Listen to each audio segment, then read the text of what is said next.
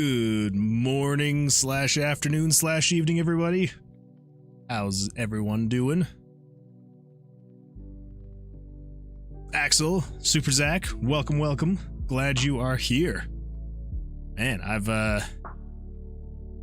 I haven't really had anyone be like right on time on YouTube, so it's pretty exciting stuff.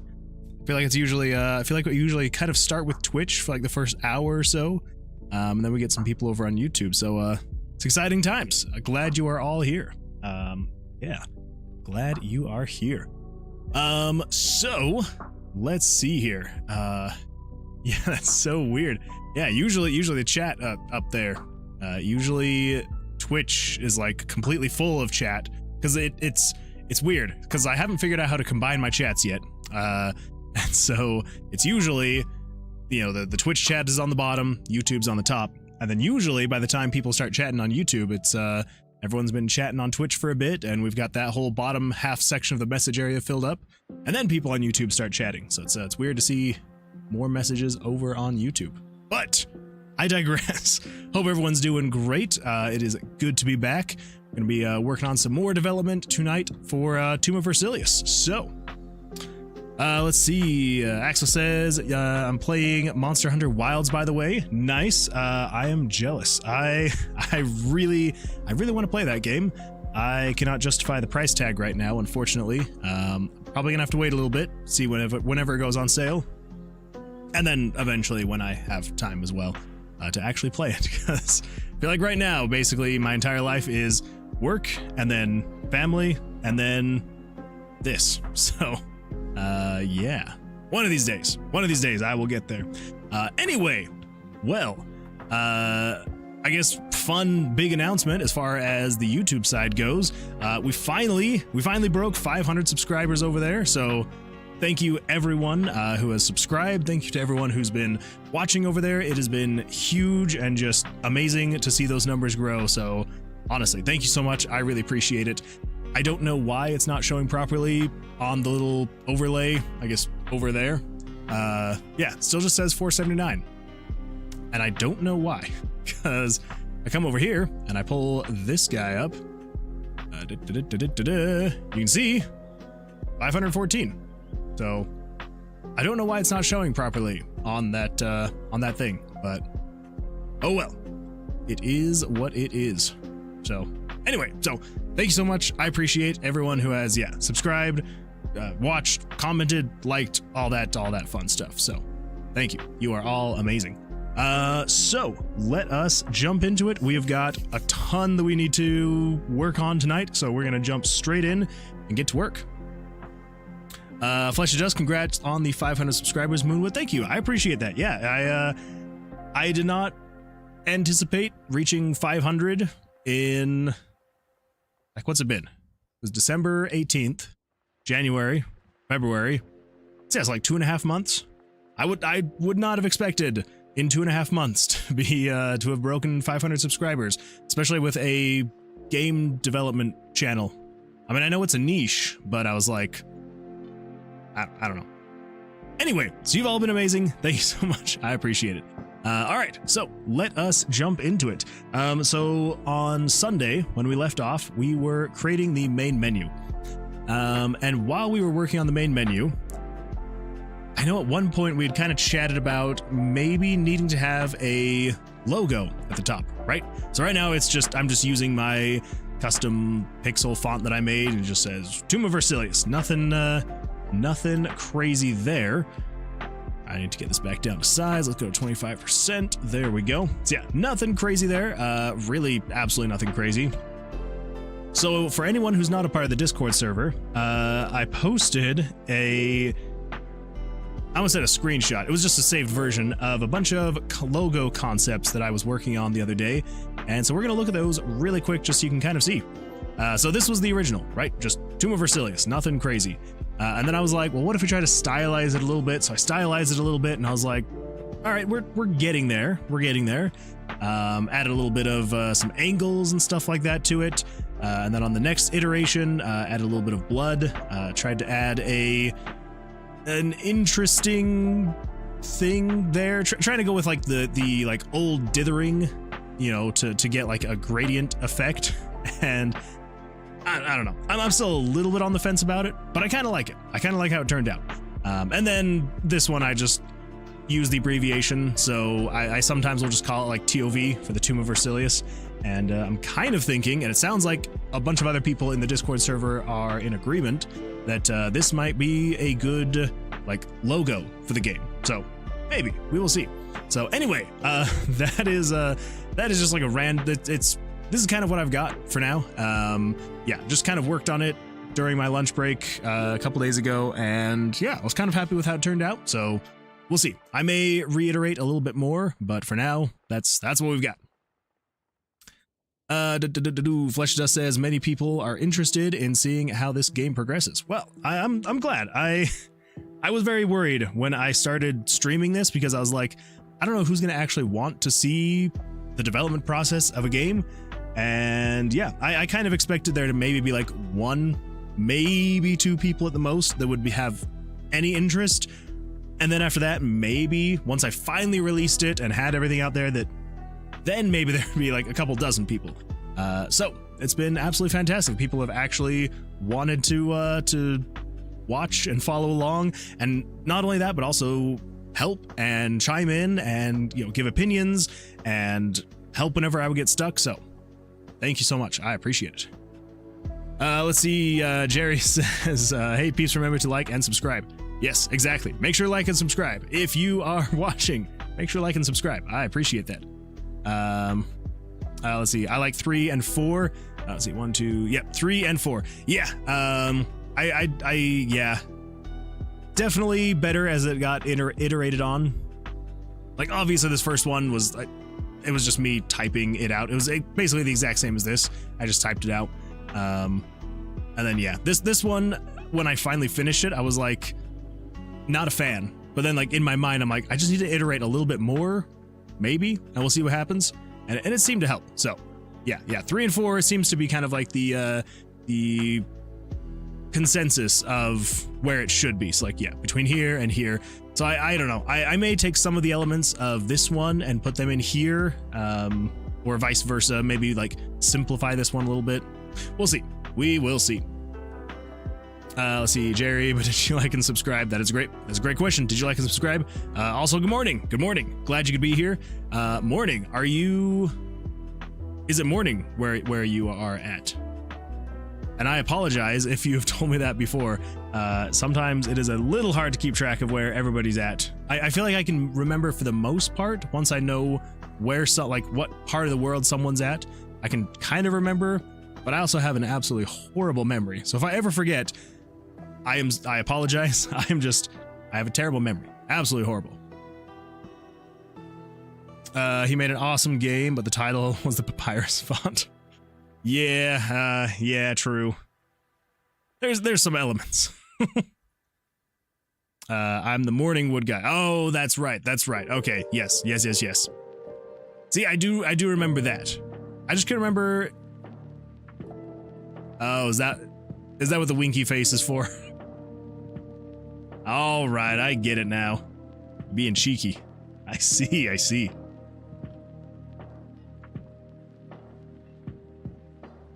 Also, I apologize. I have not drank enough water today, so I'm probably going to drink a lot of water in the beginning of the stream because I am very thirsty. Anyway, all right. So, main menu. That is what we were working on. Let us get over here. Okay, so we are down to the correct resolution. We're just gonna get rid of that guy because we're just gonna replace it with this. And again, I don't know. I love it, but I hate it, right? And I'm sure that everybody, like, if you have ever created anything, you know exactly what I'm feeling right now. That love-hate with what you've created.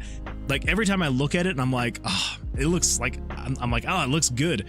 And then I look at it again and I'm like, oh, well, it's not quite right. So it's definitely going to change over time. But for now, this is the logo we've got. This is what we're going to be working with. So we are going to stick with that. Let's see. Never apologize for self-care. That's a good point. That is a good point. I should probably also just drink more water during the day. I even specifically, I bought like a 40-ounce like giant tumbler, and I still just don't seem to drink enough. So maybe one of these days. That's what my blind grandfather always said. That's fair. That's fair. All right, so here's kind of what I'm thinking for the main menu. I'm just gonna hide all the elements right now, just so I can kind of get a rough idea of what this thing's gonna look like. So here's what I'm thinking. I'm kind of thinking we're gonna put the logo like here-ish. We're going to put the menu items here-ish. And then over here we'll put some kind of, and we'll have to draw all of this eventually. I don't know how I'm going to make it look or anything like that, because again, I'm not a pixel artist. We'll figure something out. Then the idea is we will have some kind of like graphic or something like that up over here of the actual like outside of the tomb. So you'd have like, you know, the entrance and yada yada yada. And then right here would be the, ignore my, that is a person. There we go. You'll have the hero here, just kind of near the tomb entrance. And yeah, that is kind of the rough idea for what I'm going for. Is it gonna actually look good? I don't know. But we're gonna try. We're gonna try and make it look like this, but better than this. So, let's see. Flesh to Dust. My game has no title after a year of development. I do have a dozen or two written on my phone, however. Yeah, logos I wouldn't say are necessarily the most important thing in the world. The only reason why I even have one, like I wasn't planning on making one for a while, just because I was like, I don't want to get bogged down with specific little things, which is probably why we aren't going to really make this right side of the screen yet. Because I don't want to, I don't want to get distracted by those things. And so I'm kind of like, you know what? This is kind of the idea. We'll get to it. But yeah, don't worry if you don't have a oh my gosh, logo, a title, logo, anything like that. You'll get it. You'll get it when you get there. Let's see. Remember that margins are super important for menus. 100%. Let's see. Oh, what if your background was just a randomly generated room each time, so that opening the game gives a new background? We could do something like that. We could do something like that. I do like that idea. Or maybe even a generated dungeon. Yeah. Could be a good time. I mean, we could even, if we wanted to. Oh, that's my stream music. Now you've seen all the tracks that I play. Oh yeah, I haven't even opened up the editor yet. That's good times. Let's pull that pulled up.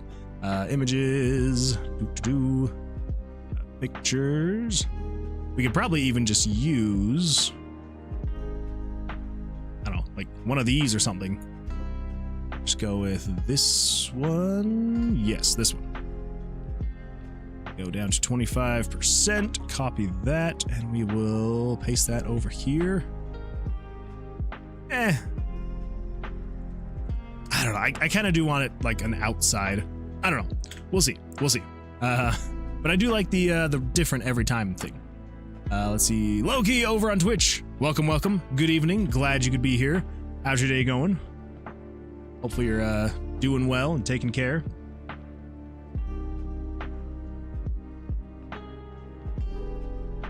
Okay, so that is the general idea. So let's see if we can make it look like that.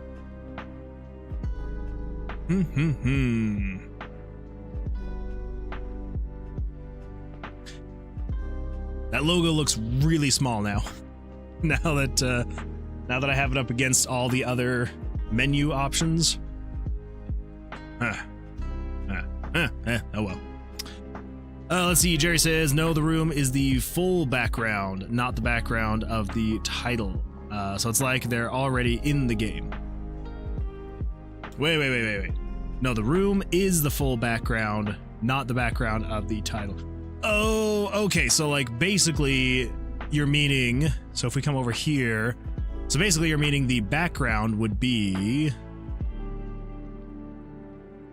like this whole thing. And then the main menu is like showing on top of all of this. So you're like already in the tomb, but then you're like choosing all your menu items. Is that what you're meaning?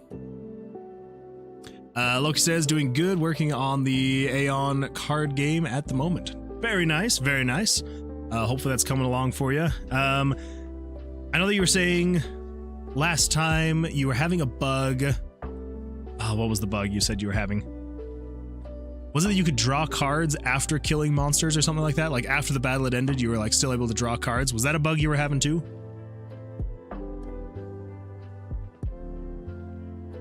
Let's see. Jerry says, yeah, that would be the background and the menu is like the options. I do like that. I think that would be...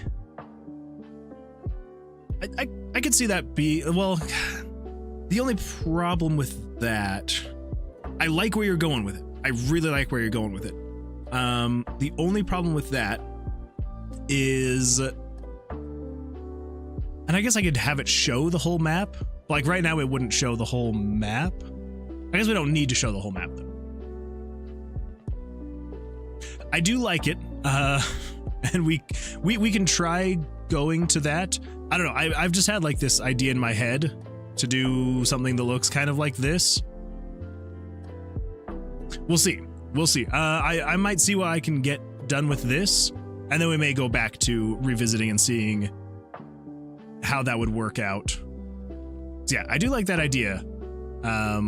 I do for story purposes though. I kind of want to have the player start outside of the tube. I don't know. We'll see what happens. For now, we'll get the menu up and going just so we can get some stuff in there, and yeah, we'll see what happens from there. Loki says, I had fixed one where if you ended the turn while an enemy was dying, it would skip the remaining enemy turns. Oh. Yeah, that's a pretty big bug.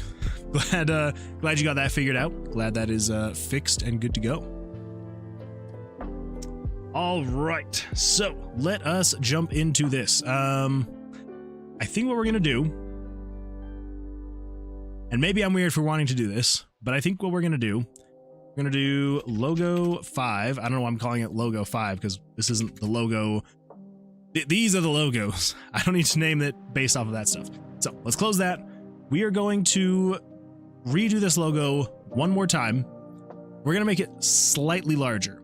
Now, the reason why we have to redo it is because I can't just, like if I come in here, right, and we merge this group, I can't just upscale this, you know, 150% or something like that. Oop. Switch that back to nearest neighbor. Yeah, we can't just go up by 150% because... we do that, all of like the pixel sizings, they kind of get off and they're a little bit ski-wampus. So what we could do is if we went up 200%, then I feel like it's slightly, and it doesn't resize quite right. I don't know why. Sometimes Photoshop is just weird with resizing pixel stuff. So, plus I don't want it to be necessarily exactly 200% bigger. So here's what we're gonna do. We're gonna redesign it. But as you can see with this, so this is 3 pixels tall, and then this is 3 pixels wide. I think I'm gonna do 4 pixels. Yeah, I think that's the plan. So we're gonna do 4 pixels. Let's come down here, something like that. So, let's see. So we go 1, 2, 1, 2. I'm gonna try and recreate it as close to this as possible, just slightly larger. Yeah. It'll be a good time. We'll just do some we'll do some pixel art together.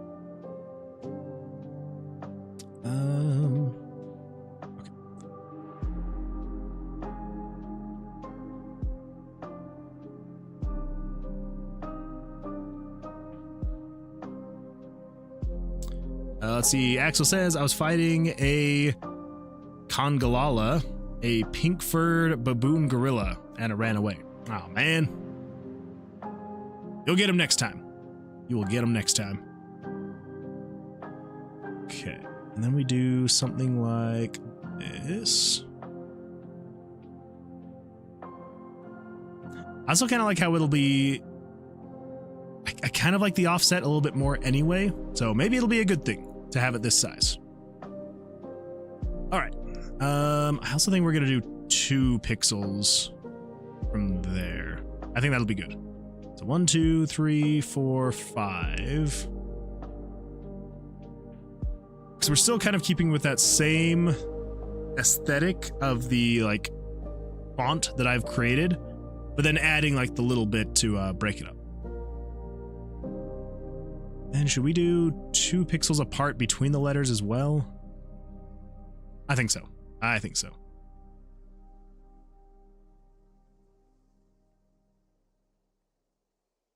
Man. Oh, my eyes. It is rough looking at a computer screen all day for work. And then getting home and looking at a computer screen. So, I apologize if I've got to rub my eyes every now and then. Yeah. My eyes are like, what the crap are you doing to me? Why must you do this to me? Okay. Then general idea is we would do something like...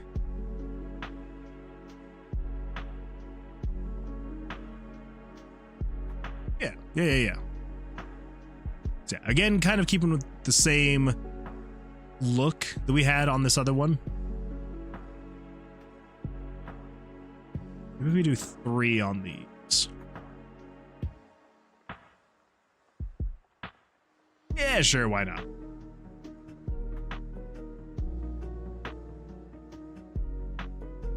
Oh. Okay.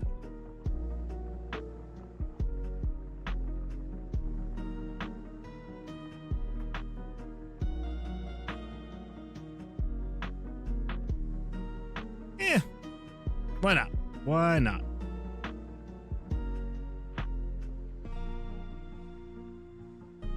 Okay, then we're gonna do 4 across for the next word.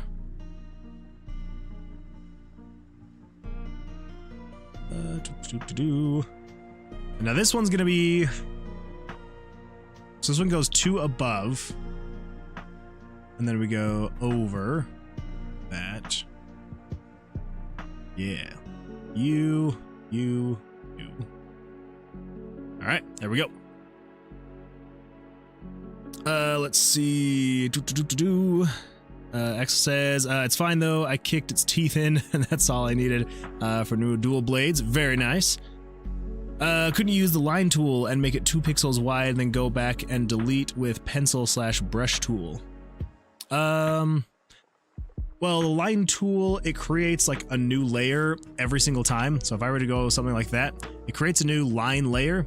And then when I create a new line again, creates another line layer, excuse me. And then I would have to go in and select both layers, and I have to rasterize them, and it's, I don't know. I'm sure that if I practiced with it, it would get a little bit faster. But for now, I think this is probably going to be fastest. Maybe. Maybe. And then as far as the B, I think on this one I had it be square. But I may, with this slightly higher resolution, I may actually remove. So I'm trying to avoid have it be looking very... Like, I don't want it to look blocky, which is why I'm kind of adding some of these cut-ins. But I also don't want it to look too slanty and edgy all over the place. But I think it may look better, yeah, if I get rid of... Yeah, I think that looks better. Good eye, good eye. The same thing with the O, we need to do that. And we're gonna have it be opposite from how the other O was. So on this O, it's the bottom left and the top right corners. On this O, it's gonna be top left and bottom right. Just kind of, I don't know, add a little bit of variety. And then I think, last but not least, so that is 11 wide, and then you are 12, so I get rid of that. You, and whoop! And you.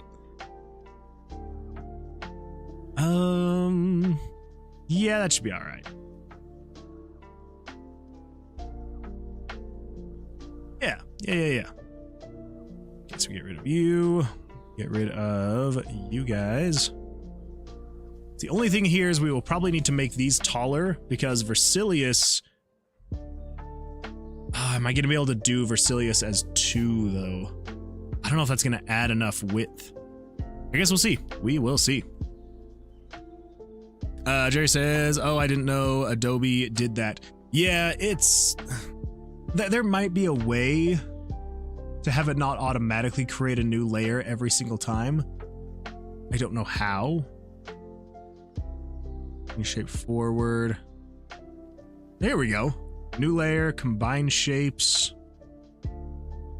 Maybe if I did combine shapes. Nope, still creates a new line layer. Yeah, I don't know. It's weird. It's very weird. Oh, okay, that's actually not even changing. Okay. Yeah, I'm sure there's better ways. I've never... I don't know. I've never done like an actual... I don't know, walkthrough tutorial or something like that to actually learn Photoshop super well. I'm just kind of self-taught, and so certain features I know and other features not at all. Bobicus! Hello, hello. I finished writing up my instructions for my game. Gonna try the playtest tomorrow and Friday. And the Emerald City icon, let's see, and the Emerald City Comic-Con then. Very nice. That would be awesome. Is it a, how complicated is your TTRPG? Has it gone off the rails a little bit? I feel like TTRPGs very quickly get off the rails when you start, you know, writing down all the rules and stuff like that. It kind of gets a little bit crazy. Pretty simple overall. Well, there you go. I feel like it takes a very skilled creator to keep something from getting too out of hand. So, very nice. Just a lot of new concepts, and that is totally fine. Nothing wrong with introducing a bunch of new concepts and mechanics and things like that. And so long as you can describe them well, that's, you know, at the end of the day, what's going to be the most important. So yeah, so long as a new player can come in and understand what's going on, then yeah, you're going to be good to go. Let's see, so 1, 2, 3, okay, all right. I accidentally did not do that long enough.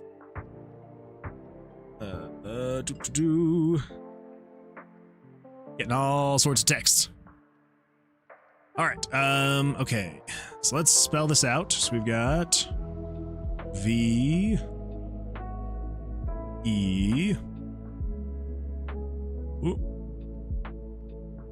R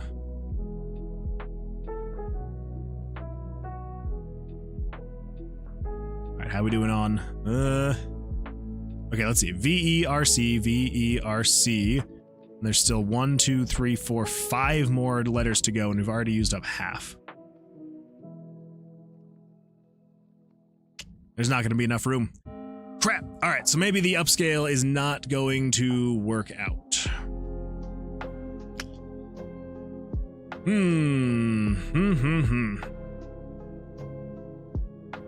All right, so maybe no on that one. Maybe no on that one. Let's see. Superzac says, idea for Versilius logo. Oh, wait. Sorry, I missed your stuff, Jerry. The O's make a scary face. They kind of do, actually. I did not even notice that originally. Oh, we could put like creepy red eyes inside the O's. Yeah, we could eventually have something like, have these things open up. Reveal creepy eyes. Actually, we might do something like that. All right, well then, there we go. We may do something like that. Ooh, there we go. There we go. Okay, let's see. All right, Zach says, idea for Versilius in the logo. The V in Versilius could branch off from the bottom of the T. I don't know, it's probably a personal preference. I'm a man of connected letters for logos. I did think about that, and the only problem that we would face, we could maybe get around it. The only problem is I know that Versilius is already kind of a weird made up word anyway, and so I don't want people to not be able to pick out exactly where the letters start and end. Because yeah, it's already going to be one that someone's going to look at and be like, what? And you know, you'd have to either hear it once or twice or see it all the way. So I do absolutely love the idea of connected letters though. But yeah, I do worry. I do worry a little bit about it being difficult for people to pick up exactly where the V is. And the same thing with the S. I feel like if I had one of these letters connecting on one side, I would want another letter connecting on the other. And I don't know how I would connect an S to the F. But it is something we could look more into. We could look more into it. For now, though, we could even just get rid of... There we go. We could even just get rid of this whole thing. Don't have it sink below. Whoa. Don't have it sink below. Just have it go up. I don't know, something like that. It does make it look a little bit weird because it's all, you know, hanging off the sides and whatnot. You know, like the T is all the way over here and it's above the O, and then this is hanging off the side. So it's a little but we could then just come in here and be like this, Versilius. Set you to that, set you to 10 point. Something like that.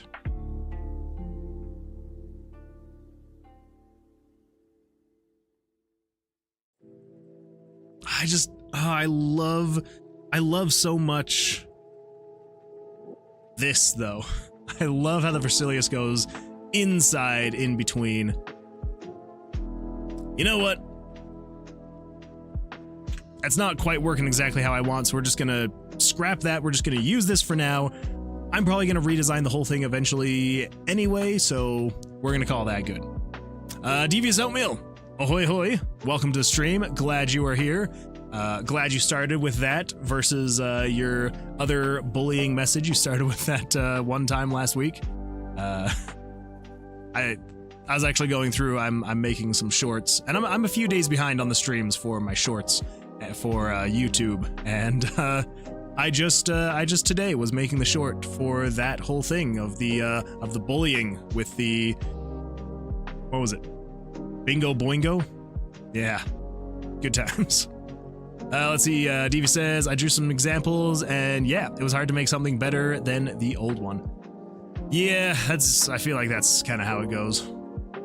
But I feel like if I step away for a little bit, we just use this for now, and then we come back later, maybe I'll be able to do something better. We'll see. We will see.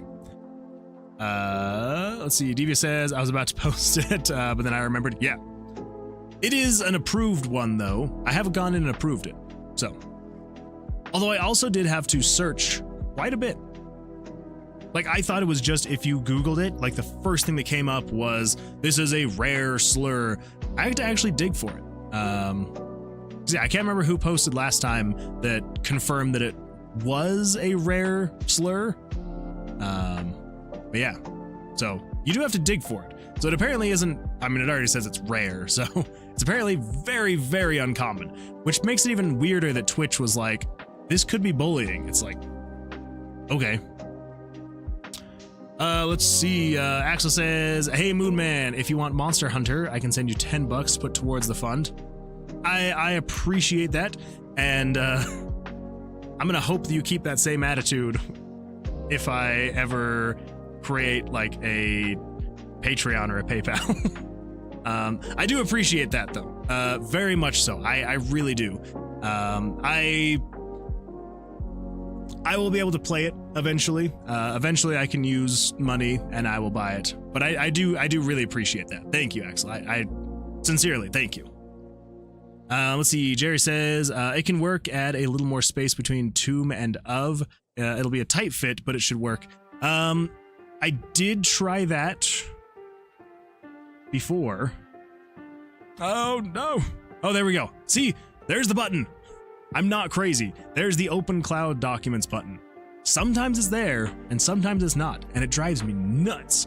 Anyway, so I did try that before on this second iteration. I was just like, what if I just add a lot of space between the tomb and of? And I don't know.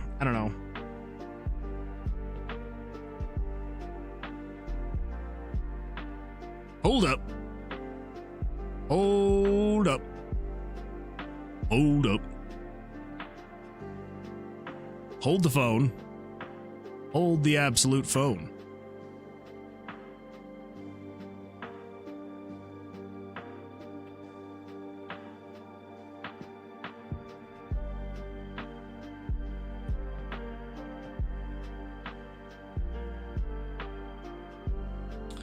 Let's see.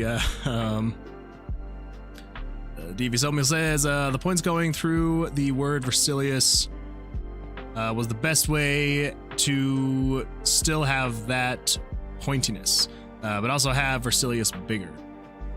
Hold up, what? The points going through the word Versilius, like the here? Is that what you're talking about? These parts here? Still have that pointiness, but also have Versilius bigger. Wait, is that the part you're talking about, Oatmeal? Like having these things come down further? But the idea of making it into a tomb of, I tried this. Oh, sorry. I was reading that right as you sent that message, and it made me start reading the next one. A tomb of series would be pretty cool. Yeah, I hadn't even really thought about that, but yeah, potentially having a tomb of Versilius, tomb of series, and yeah, basically each game would be like tomb of a different person. And yeah, like the mechanics would like switch up. It would be like the same kind of general idea, but the mechanics would switch up. So instead of being Blackjack, it would be something else, like bingo. How weird would that be? Like bingo for combat? I don't think that would work very well. Let's see. Oh, right. I tried this yesterday. Oh, what do we got here? What do we got here? Ooh. Wow. That is a lot of different. Holy smokes. Wow. Those are amazing. Huh.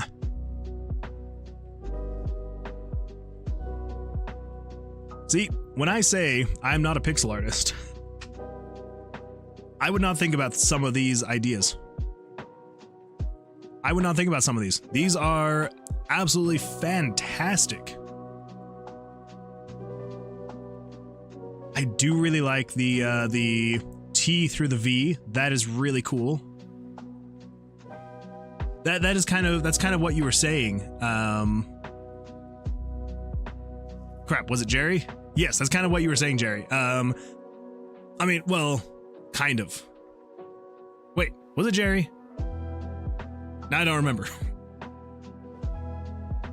Was it Jerry or was it Zach saying to like merge the T and the V?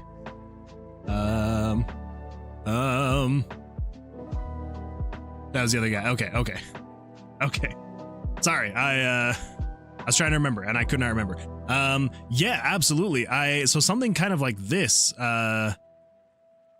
is kind of where my mind was going before you sent those over, Devious Oatmeal. Yeah, I was kind of thinking if we did add a little bit more of a gap here, right?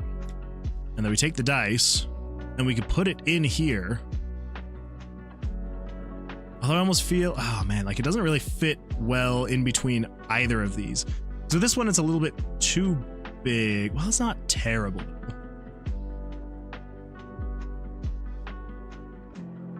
It's like if we did something like that. And on this one.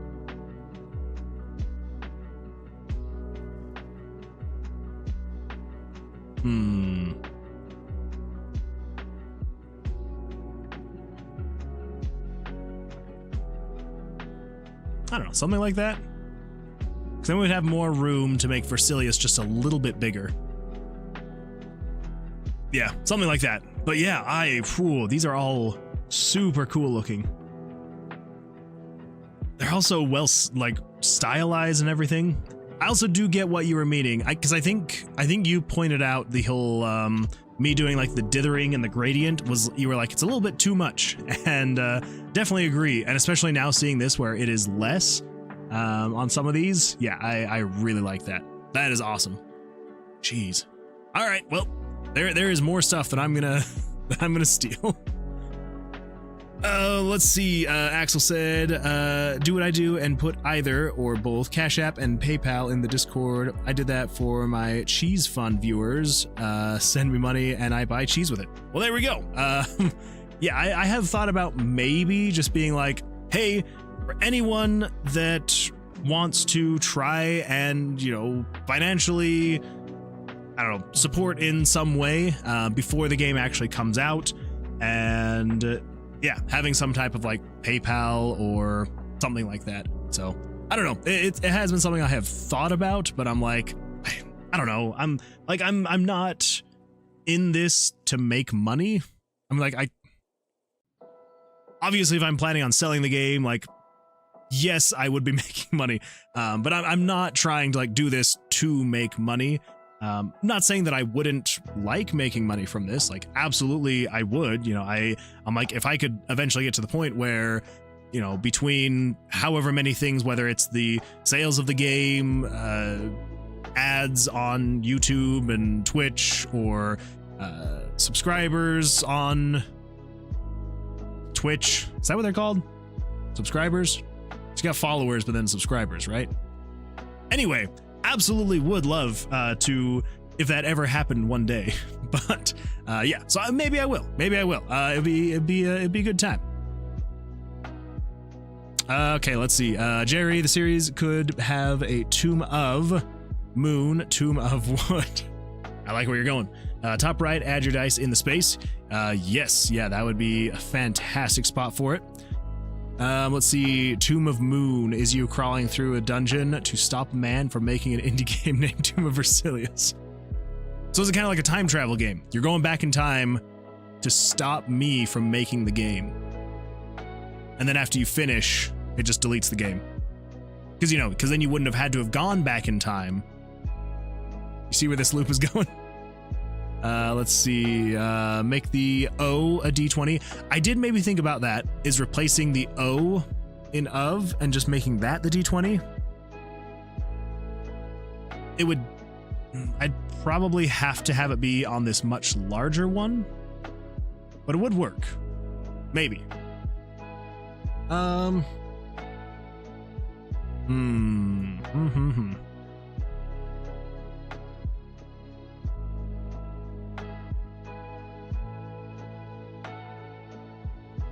Yeah, we'll see what happens. We'll see what happens. Yeah.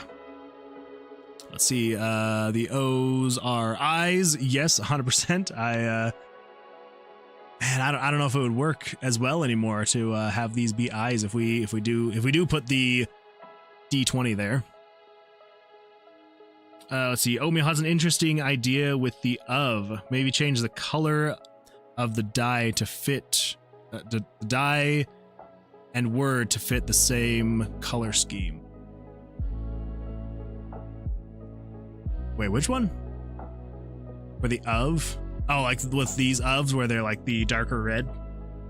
Yeah. I could probably do that as well. Kind of go with that color instead. Do like a darker of. Yeah, these ones just look so good. Man, Oatmeal, you are crazy, my friend. These look so good. I love it. Let's see. Could put of in the die. Could do that. We could do that. I was curious, though. Is Versilius a vampire? He is not. At least not in my mind right now. He could be. But I know, I see where you're going with this. Because I have thought the exact same thing. This does look very vampire-esque, doesn't it? That was when I finished. When I did this one, right? This like little logo, like icon logo. When I zoomed out and I took a look at it, and I was sitting here staring. It was the same thing with both of these. Like both this one and this one. When I added the red for the blood, I sat there and looked at it, and I was like, that is very Fang-like. Like it almost looks like we're alluding to that Versilius is a vampire. Yeah. I don't know. Maybe he could be. I mean, I haven't decided on what he is going to be. I just know he's going to be a bad person. He's a magician of sorts.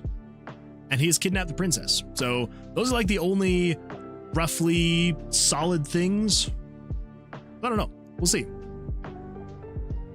Or we're the vampire. Ooh. We're a vampire going in to hunt down and kill a the big bad. That is interesting.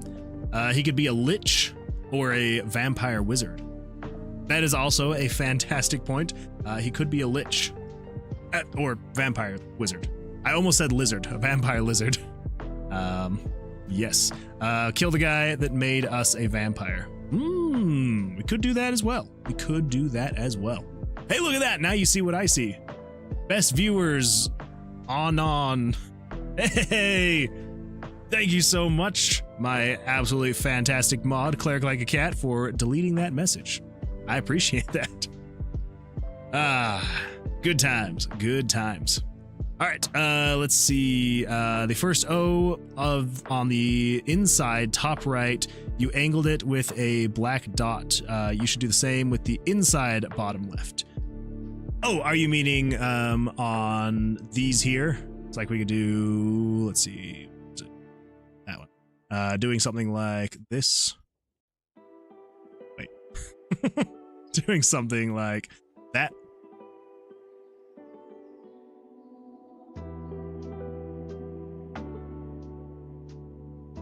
Let's see.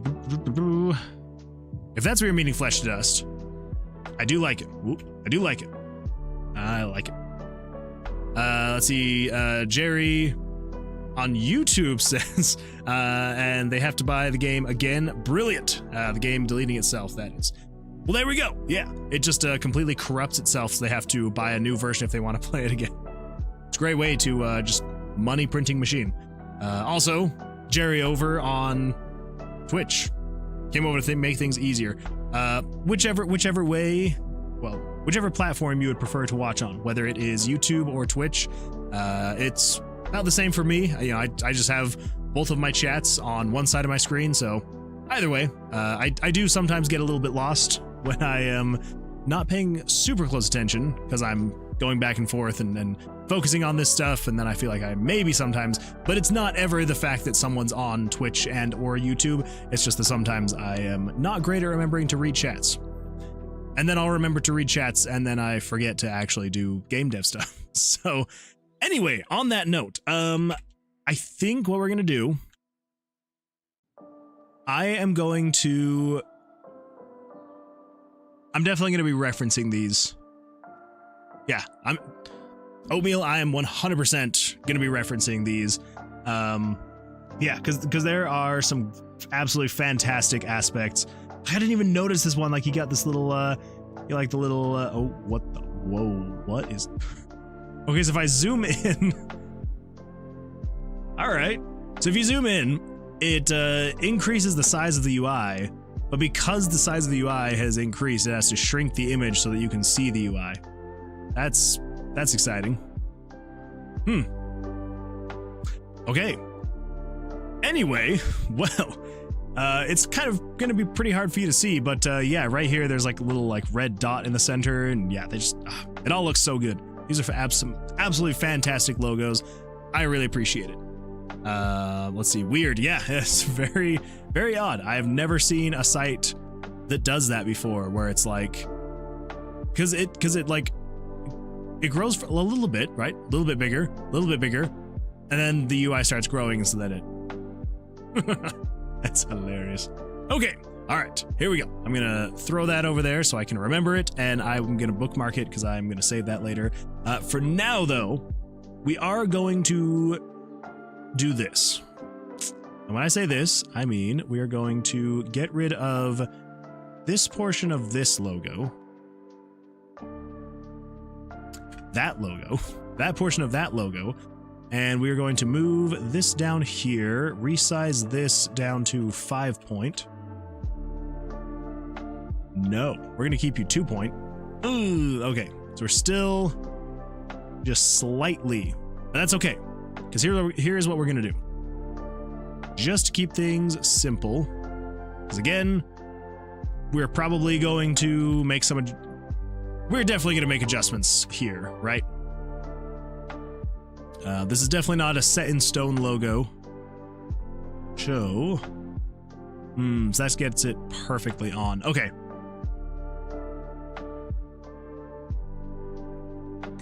Actually, I guess what we could do is if we come over here and we adjust the spacing of the letters.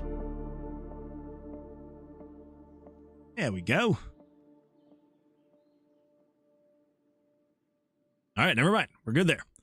Move you back over there. Grab this logo. Move that over like that. We now have 3 and 2. Crap. But they're all one apart. All right, well, whatever. We'll call that good for now. So let's get rid of that guy. And we'll keep the dice for now. I don't know. We'll see what happens. We'll see what happens over time. Let's see. Jerry says, LOL, how about instead of Tomb of Versilius, you make it Tomb o' Versilius and make the O a die. I know you say it's a joke, but it's not a bad idea. Not a bad idea. I can roll into the screen and the player rolled a 0, then there's a scream and blood drips from the T. I like it. Let's see. Cleric Like a Cat says, I'm really liking the idea of the big bad being a vampire, especially with how the logo is going. I kind of am too now, actually. Like, I kind of wanted to avoid doing, because I was like, I don't know, I feel like vampire is just so overdone. But now I'm kind of like, actually, that could be a good time. I am liking it. Missing a letter in the name. Oh no, what? Yeah, now it's Versilis. There we go. Thank you, Oatmeal. I appreciate that. Oh wait, is it Versilius or is it Versilis? No, it is supposed to be Versilius. Yes, I just 100% forgot the A in Versilius. That was my bad.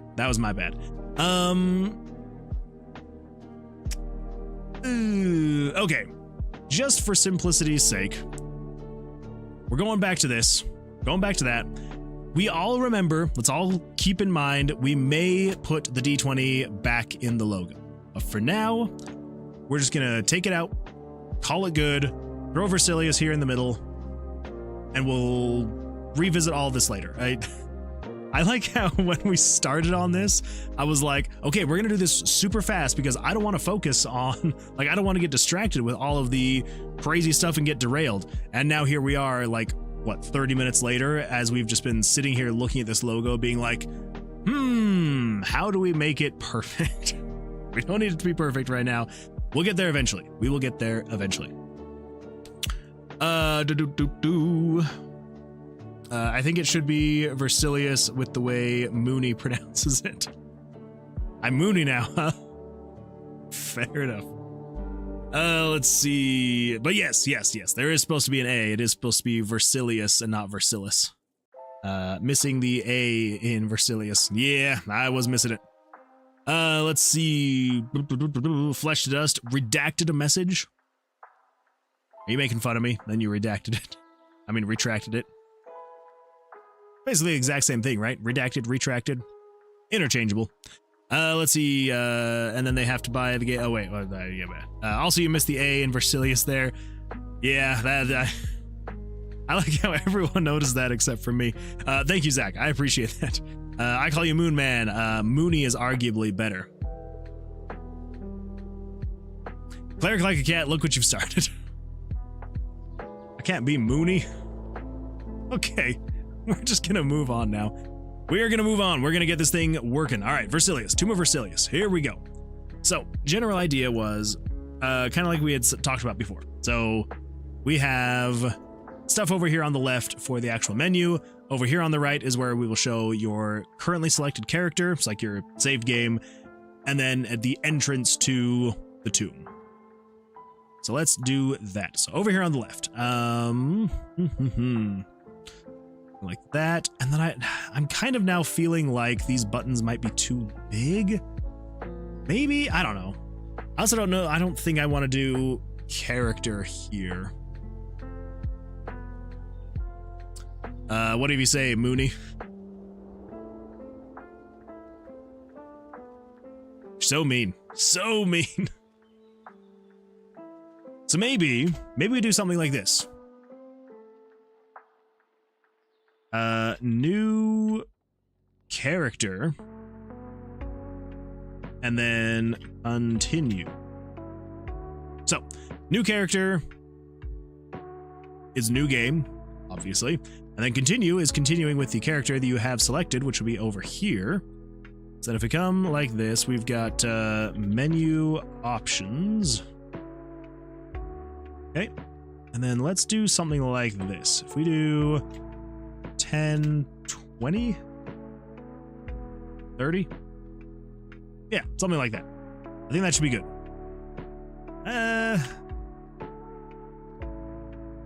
Yeah, that should be all right. That should be. I don't want it to be too far to the left. All right, that's fine. That is fine. Okay, go there, and then let's make sure this is all centered here. Of course, it's 23. I guess we'll just do 11 for now, and we'll center it eventually.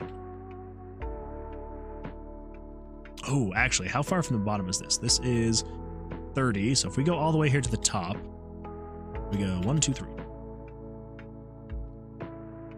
Sure. There we go. That works. That gets the job done. Let's see. Zach says, if you're changing the splash screen based off saves, how about make the splash screen change depending on how far you've gotten through the game? It helps make the game feel progressive over time. That would be a good time too.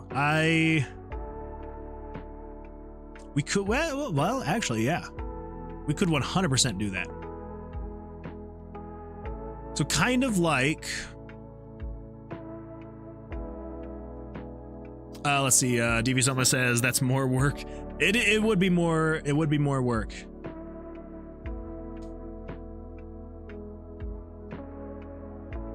would be more work, but it wouldn't be the end of the world kind of work, you know? I think we could do it.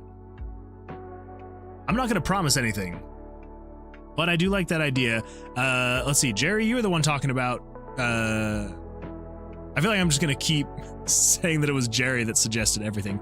Let's see, yeah. You were talking about having the randomly generated room each time on the main menu. So yeah, something like that. But it would be showing the room that you're in, which would be pretty doable. That's what I was saying. The splash screen could be the new game and would change up. Yes, yep, yeah, 100%. Okay.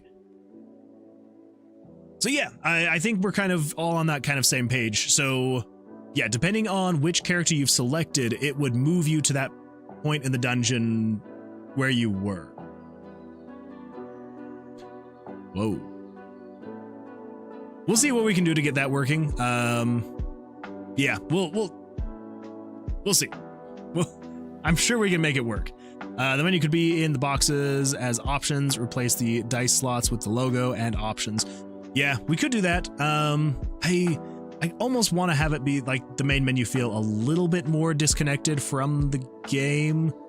We'll see how we can get it to work. That will be a when we're polishing it kind of thing. And when I say when we're polishing it, what I mean is when we have content locked everything and we are now adding the animations, the smoother transitions, the music, and all of that fun stuff. So when we're doing the fine tuning, that's when we'll kind of figure all of that stuff out. But for now, I think what we're going to do is just almost kind of like, so for anyone who has played, oh my gosh, why can't I think of it? What is that game called? What is that game called? Let's see. Don't show recent. Just want to go favorites. Valheim. For anyone that's played Valheim, of course there's an update. For anyone that's played Valheim, if you've ever seen the character like selection screen, it is just it's like your character standing next to like a campfire. right? And so as you select your character, it's just like cycling through. That's kind of the vibe that I'm wanting for this screen. So I'm going to pull this up really quick just so you can kind of see what's going on. Axel says, Pajama Sam. Who's got pajamas on? Definitely not me. Let's see. Devious Oatmeal, controller support or no? I do want to have controller support, yes. So I am going to have to go through and actually make quite a few changes, because right now everything is just 100% mouse and keyboard, and I will need to make some changes so that you can use controllers instead of having to rely on a mouse. It's going to be a bit of work.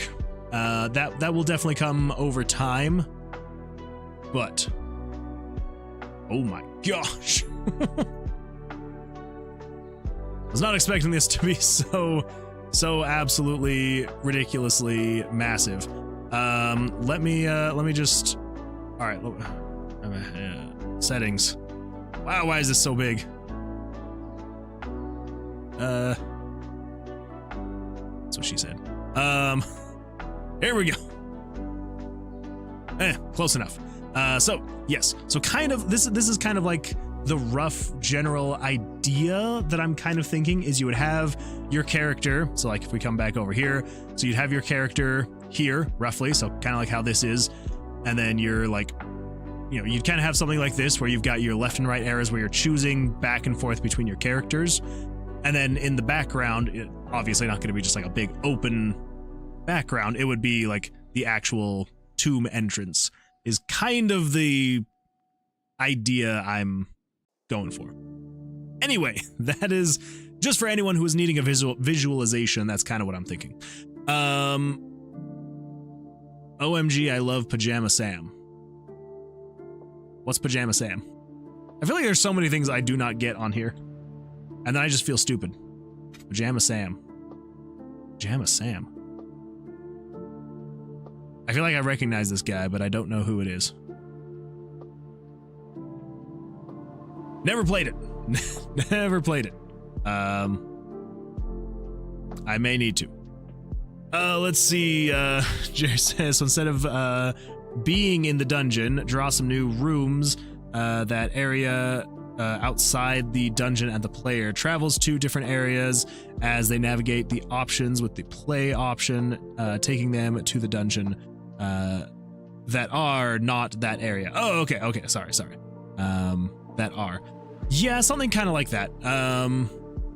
Would kind of be what I'm thinking, except for I would probably change this background more based on the character you've selected, not necessarily the option in the menu. Again, all of this is 100% subject to change, right? Like this is very much like pre-alpha. So yes, all of this 100% can and probably will change. So this is just going to be the general groundwork to be like, this is what we've got, this is what we're doing, and we'll make it look exactly how we want eventually in time. Let's see. I only know Pajama Sam from that one Doug video. If you know who that is, I do not. Like the cartoon Doug or something else Doug? All right, so let's do something like this.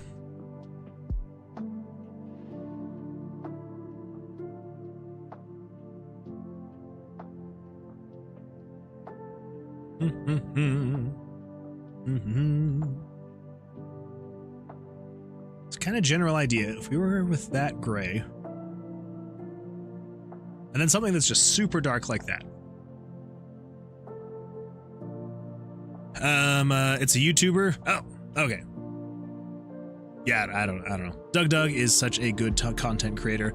I feel like I don't know as many content creators as I should. There's a lot of names I do not recognize. Or a Twitch streamer, actually. He does most of his stuff on that, then posts it on YouTube. That's fair. It's a good way to go about it. Let's see. I think Game Grumps played Pajama Sam. Maybe that's where I recognize Pajama Sam from. I may have watched their playthrough.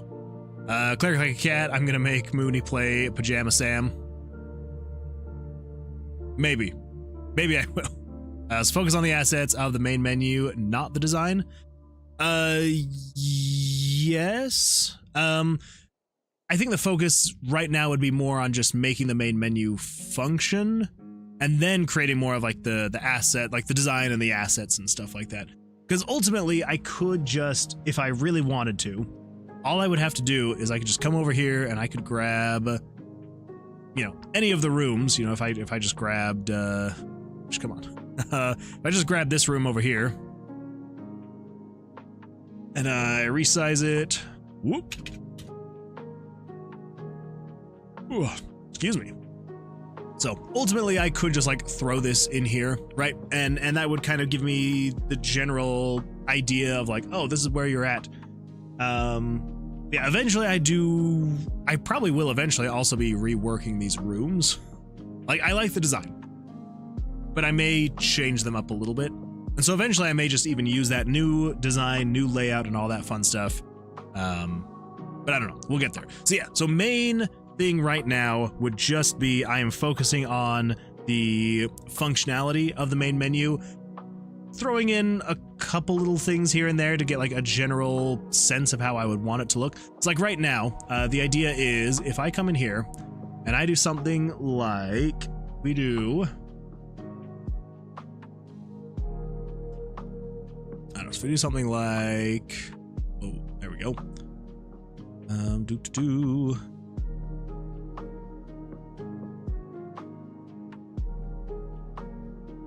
Actually, yeah, I actually have no idea how I'm going to want to do this. Let's see. Devious says, opposite of that, focus on design, not the assets. Yes, yeah, so, sorry, I guess, yes, design, sorry, in my head, when I think design, I'm thinking like actually creating the stuff for it, but I guess that is the assets. So yes, right now is creating the design and the functionality of it. So technically, for the game to actually function, all we really would need is to then, if I come over here and I grab menu options and I grab one of these, throw that right there. If we do something like that, actually maybe we center it in this area here. 104, so what would that be, 52? Look at how good at math I am. And then, if we did something like this, let's see, 1, 2, 3, 4.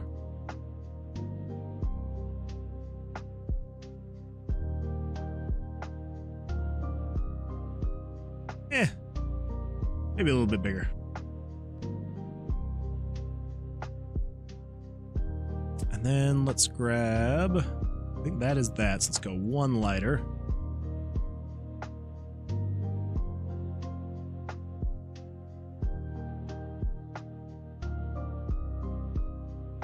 Do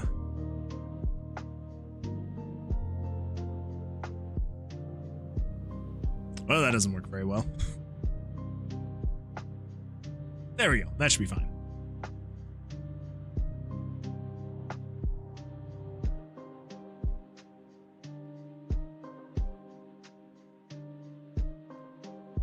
Yeah, that's okay. Not the best thing in the world, but it'll get the job done. It gets the point across, and the point is that these are the arrow buttons for you to select your character. Do that. And if we say, head down over there, player. Okay, there we go. So generally, this should be exactly what we need. 1, 2, 3. Just to get the general functionality of the menu working. What would that be? 28-ish? Yeah, there we go. Something like that. Jesse, welcome, welcome. Glad you could make it. We are having a fantastic time in here. Glad you could be here and join.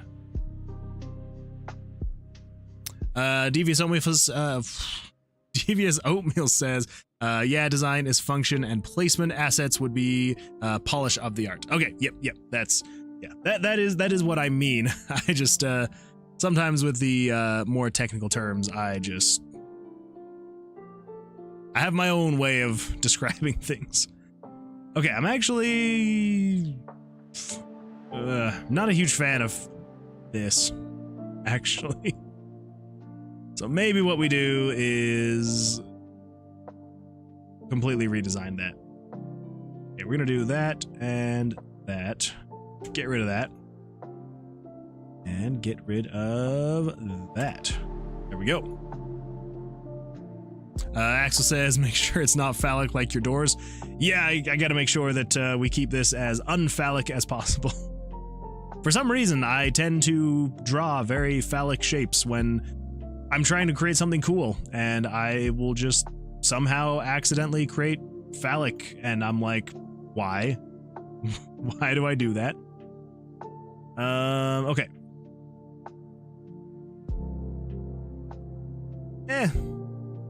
Good enough, good enough. Let's see, clarify a cat. I didn't want to say it, but it looks a little phallic. Hey now. That's just one side. That's just one side. Oh good, Axel saw it too. Alright. Alright. That's enough of that. It's gonna be alright. It's gonna be alright. See, now that we have the other side in, now it's less phallic looking. Now it looks more like actual buttons, right?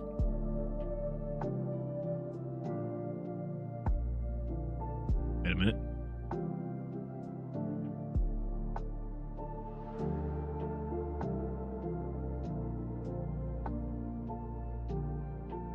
Yeah.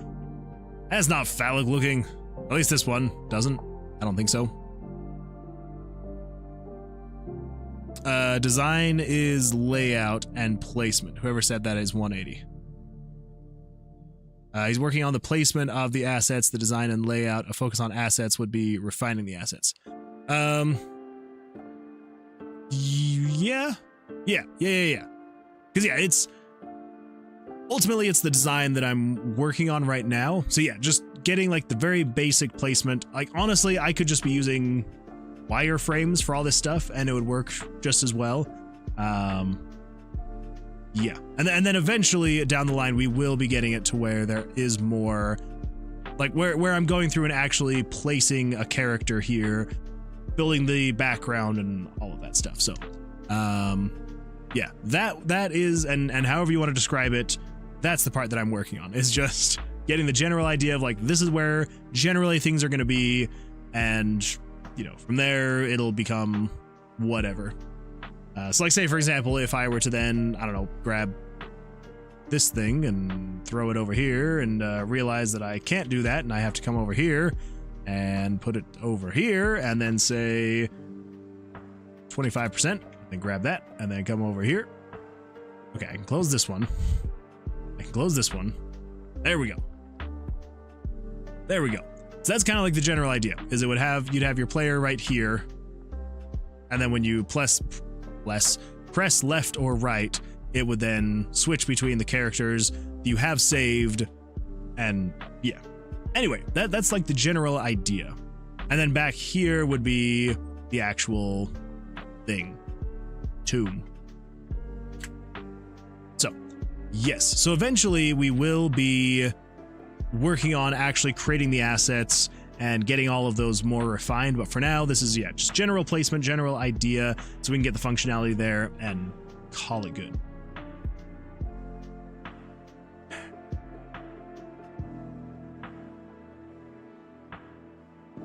Yeah, that should be fine. That should be all right. Let's see. Jerry says, that's what I said. The assets are the things. You go to an asset store to get things. He's not focusing on things. He's focusing on the placement of the things. I'm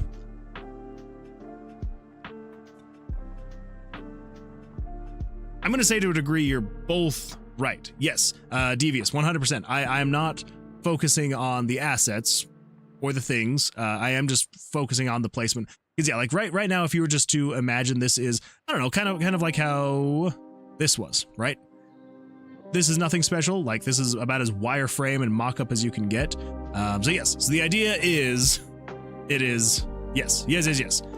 Just clarifying definitions. Yeah, so, and however you want to define it, absolutely, you know, so it's literally just, I'm just being like, here's kind of like the general idea of where these things would be, and then eventually, because even now more so, I look at these and I'm like, I'm actually still not a fan of these buttons, but the button is the button, and that's where the button will be, and then eventually when we replace it with the actual asset, then it will look better, but it should function the exact same. Hopefully. Let's see here. So he needs a therapist. Me? I probably do, actually. I'm not gonna lie, I probably do. Jesse, I feel like I said hello, but didn't ask how things are for you. How are things? Hopefully things are going well. Placement and layout equals design. Things you use equals assets. Polish equals completely other stage or country.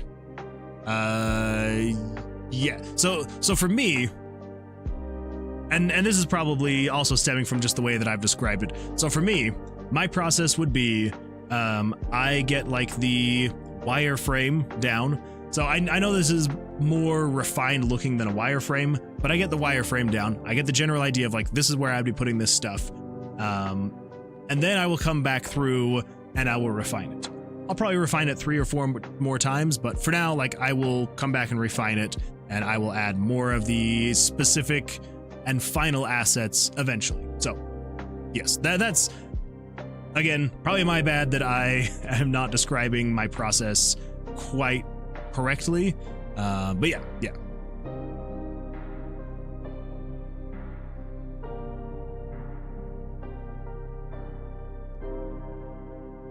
Let's see. Oh, I see. Yeah, focus on assets would be refining them and adding polish. Yeah. Wireframe, what you're talking about is called a prototype. Prototype, wireframing. It's so some of my terms are going to be a little bit weird because my education is more in web design, and so that kind of carries over a bit in my game design as well. It's like you would wireframe the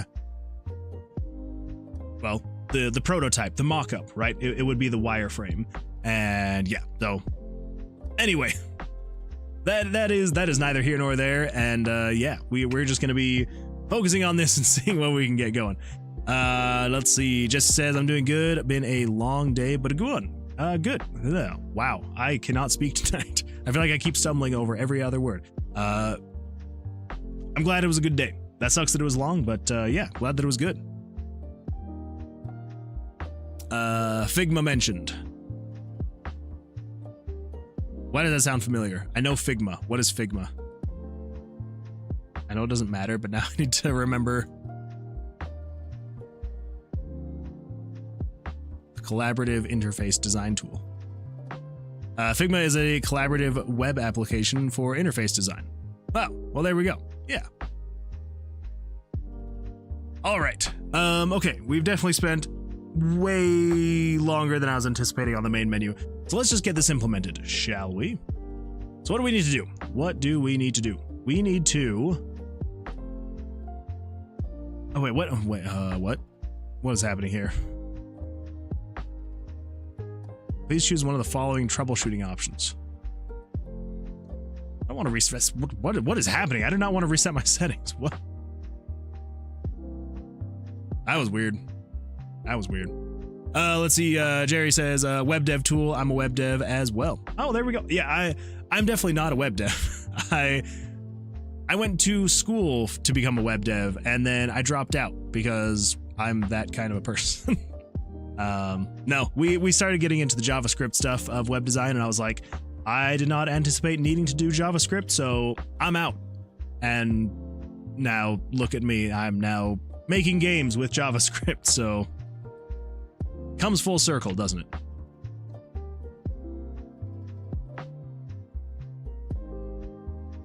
Okay, so what did we have functioning before? I feel like on Sunday, we kind of got, I think we just like showed an image. I don't think we did anything more than that. Yeah, we literally just showed an image, so that's fine. So over here, let's just do this. We're going to increase this by 400%, and we're going to save this as in Tomb of Versilius, images, pictures, PNG. Okay, so what did we call this though? This was called main menu logo. There, main menu options. We can just main menu back. We'll just call it that for now, because we can just have this all be in one image for now. And yeah, he says the hubris. Yeah, life is funny that way. Main menu back. Okay, we're just gonna use that for now. We're just going to center it at 640 by 360. Yes, that would be the center.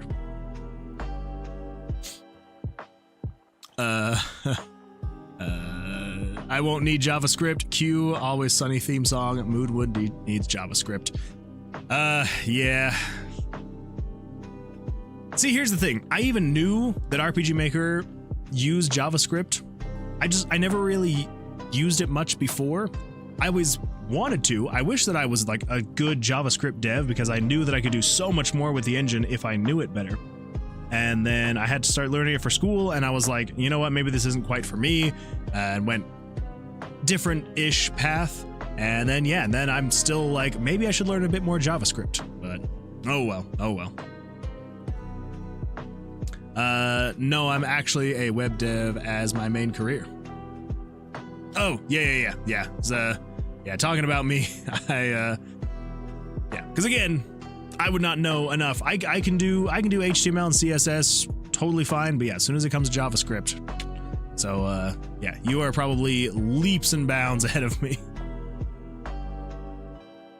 I don't do JavaScript. Oh, wait, you don't have to do JavaScript? Like, are you a front-end designer? Because I was told that JavaScript is like a staple, and that it's like, I mean, that's how you make it function. I feel like you'd have to use JavaScript, right? Maybe I'm just crazy. I don't know. That is what I was told, and that's what scared me out of actually doing it. Okay, so here we go. There we go. We got the menu. Now we need to make some of this stuff function. Let's see, Jesse says Figma is something used for layouts and UI. Yeah, sorry, I completely missed that. Me too, though. The CSS is my least favorite part. Really? Because I absolutely loved doing CSS stuff. Like, I had so much fun with it. It's probably because I'm more of like a design person than like an actual coding person. Like, I can wrap my brain around coding to a certain point. JavaScript, for some reason, just hurts my brain so much. But yeah, CSS, I don't know. I got a lot of joy out of doing CSS. Would prefer to do more back-end, but I do a ton of JavaScript and front-end this day. These days, I mean. Okay, these days. Sorry. Yes. Yeah, JavaScript. Man, I'm sure that if I were to go back and start trying to do what I was doing in my classes now, I'm far beyond where I was then. But then I was just,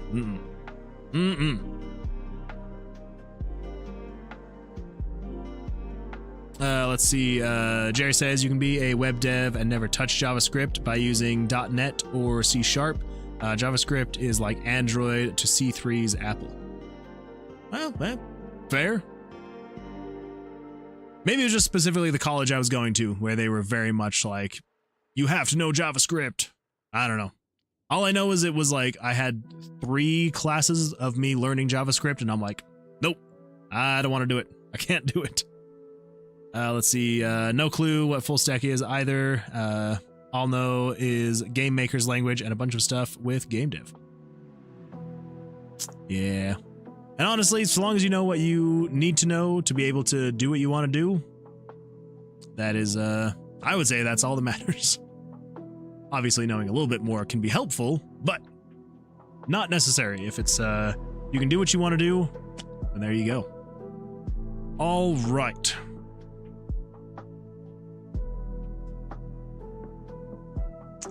Maybe Oh man. I don't think I have not thought this main menu through. I had like some ideas in my head, but now I'm like, okay, if we were to, because now if we were going to create a character, how are we going to do that part? Let's mock it up. Let's mock it up. So that is the main menu mock-up.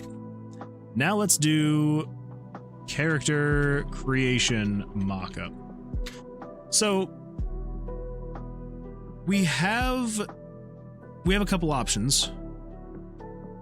We could keep the character here, you know, kind of how we're thinking right now, where you've got the player character like just here, and we could swap out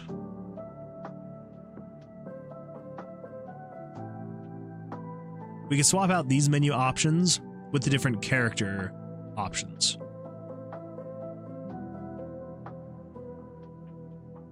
So you can name the character here. So we'd get rid of the buttons, right? So those hide because you're not changing the character. So this would just be the character's name box where you can name the character.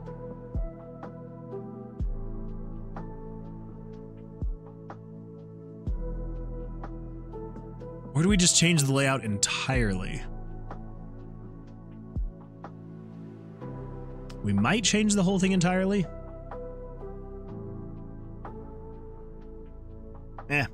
This will get us generally there. Eventually, we will figure something out better, more permanent, but yeah, this will get us generally there.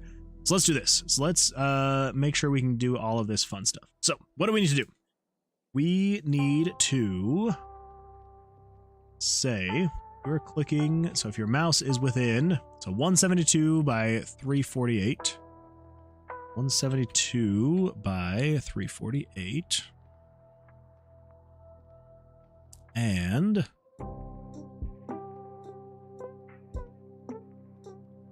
504, 392. 504, 392.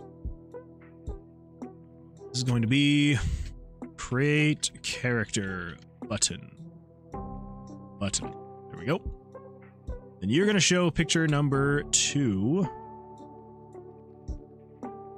You're going to be, let's open main menu. Oh yeah, here we go. This guy. Grab all of this.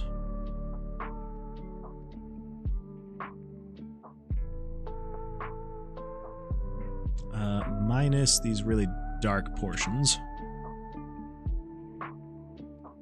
And then basically we just need to highlight this.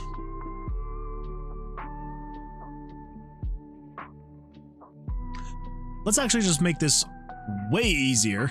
I don't know what I'm doing with my life.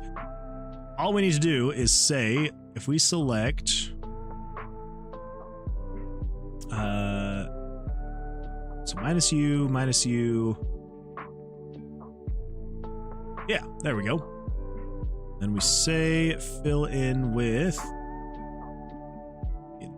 that color. Fill in there. Okay, say new.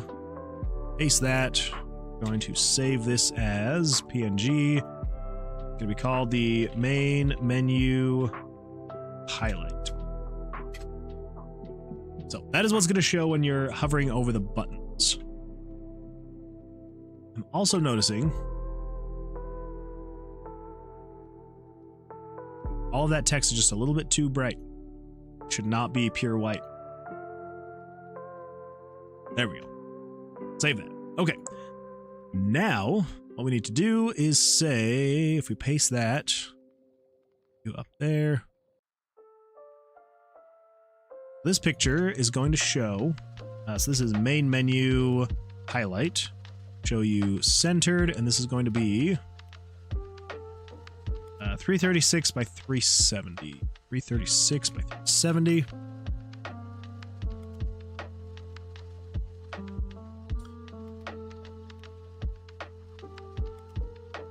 Let's see. Okay, so you guys are talking about, yeah, full stack. Yeah. So basically just being able to do everything. Yeah. So for games, front end is like what the players see, and back end is the code. Whereas back end of games, only things dealing with online communication.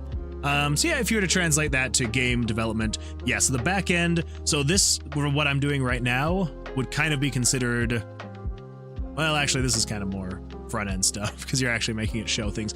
The back end stuff would be more of like if you were creating spells or creating items,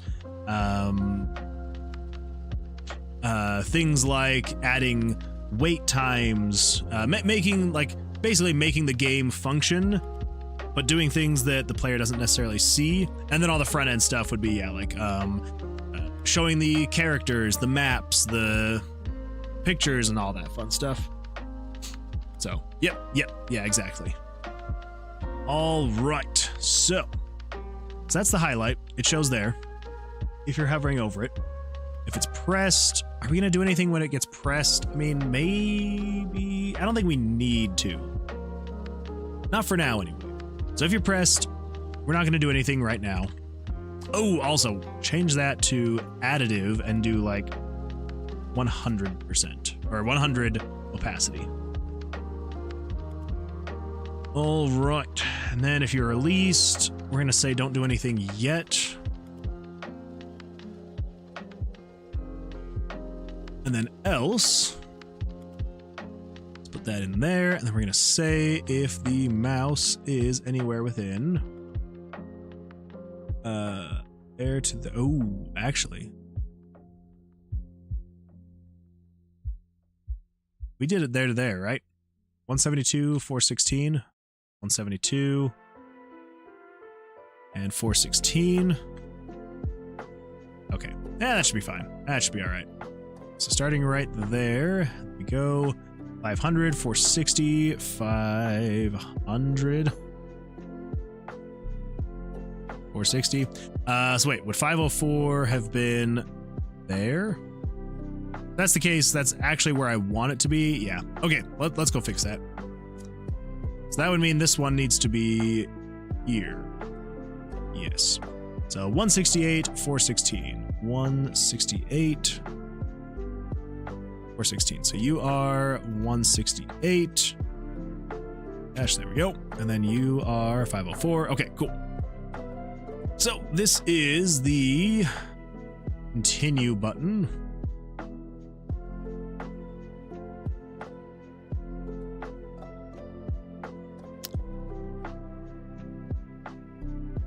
You guys.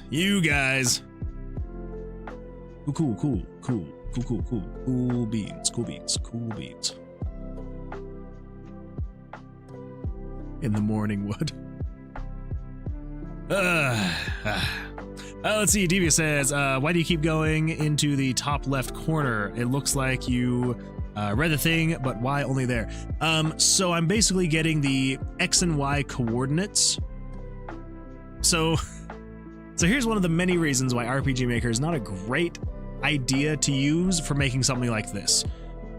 Yes, so basically what I have to do to create buttons, right? So say for example, if I come up over here, so to be able to create something where, crap, I forgot, I need to do this. So to be able to create something where I am able to have these buttons on the screen, I have to be getting the mouse, like the cursor X and Y positions all the time, which for some reason it's not doing. What is happening?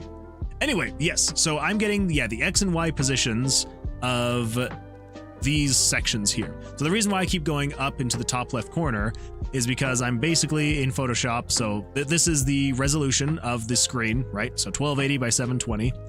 And so all I have to do is I come over here and I find the top left most position, right? That's the starting X and Y position. So if I come over here and I say, all right, this is the starting X and Y position, and then I go up over here to the top. Yep, because yeah, top is 0, 0. And so when I come up over here to the top, that is 168 pixels on the X axis that I need to set it to, and then 416 on the Y axis. So then when I come in here, basically this is just a conditional branch. This is saying, hey, if game variable 1, which is the mouse X, is equal to 168, well, if you are greater than or equal to 168, and if the Y is greater than or equal to 348. So that's the first two, right? So that gets the top left. And then I need to get the bottom rightmost position. And so then that's what I do when I come over here. I then say if X is less than or equal to 504, and if the Y is less than or equal to 392. So that's basically just saying, hey, is the cursor inside this box? If it is, do this thing. So that is why I'm doing that, because RPG Maker is not designed to create buttons on screen. I know that basically in every single engine you can just do that. You can just be like, here's a button, this is what it does, here's the size of the button. Yeah, RPG Maker, not exactly meant for doing something like that. This is my way around it. I'm just grabbing the X and Y positions, and then, yeah, although for some reason, oh, that's why. Okay, I had the trigger set to action button instead of parallel. So yes, so now if I come over here, it will now show, it should, what is happening? I need to finish this. And then I will show, so on the else, we're going to say erase picture number 2. You are showing 336 and 370, but that is not true anymore. You are now showing at. So then here I'm getting the X and Y position of where to show this image.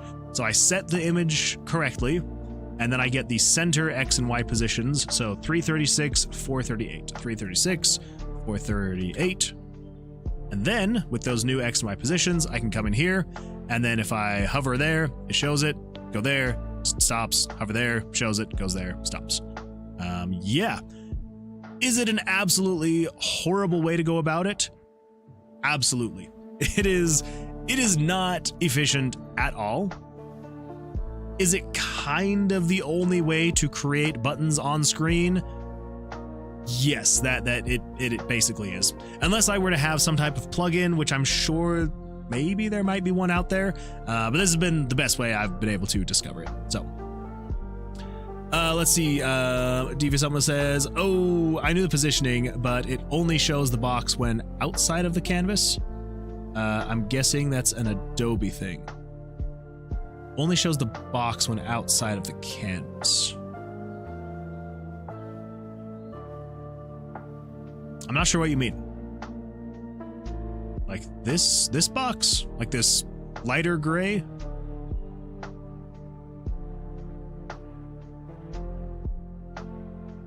I'm not sure what you're meaning by that. I knew the positioning, but it only shows the box when outside of the canvas.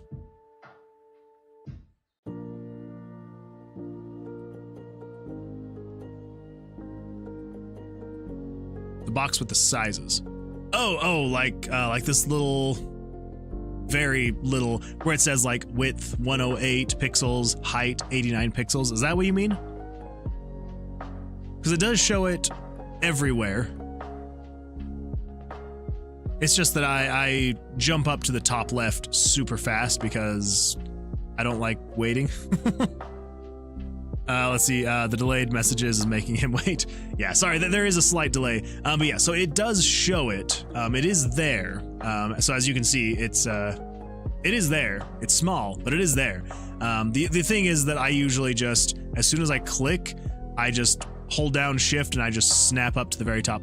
So yeah, I'm not necessarily having to go outside of the box, like my actual workspace. Yeah, I don't have to go outside of that. It's just a matter of as soon as I know exactly where I'm at, I can go top left corner, and if I hold down shift, then it goes super fast, and yeah. So I know it, yeah, makes it look like that, but yes. So anyway, yeah. So definitely not like a weird thing with Photoshop. It's just, yeah, I just have to go all the way up to the very top left to then be at the 0, 0 position so that I can then know where I'm at on here. Yeah, so it is a little bit odd. It definitely is a weird way to go about it. But yeah, so that is the reason why I'm doing it this way. is, yeah, just getting the X and Y positions, and then, yeah, and that's how I do it. Okay, so 168, 484. So that should be that. So yeah, so 168, and then 484. And then this guy is 504, 528, 504, 528. Why was that not 504? Did I not change that back? I did not change that back. All right, 504, and then you are 504. Okay, cool. All right, and then this is the, crap, what was this? Options button. Options button. And you're showing it 336, 506, 336, and 506. Cool. We got pressed, we got released. All right, and then the last one is the exit button. This guy is are 168, 552, 68, 552, and 504, 596, 504, 596. All right, cool. And then you are, last but not least, the exit button, and you are showing this highlight image at centered 336, 574, 574. Let's see. Jerry says, question: Can RPG Maker let you swap images without having to reposition? Natively, no. There is a way to do it. So with RPG Maker,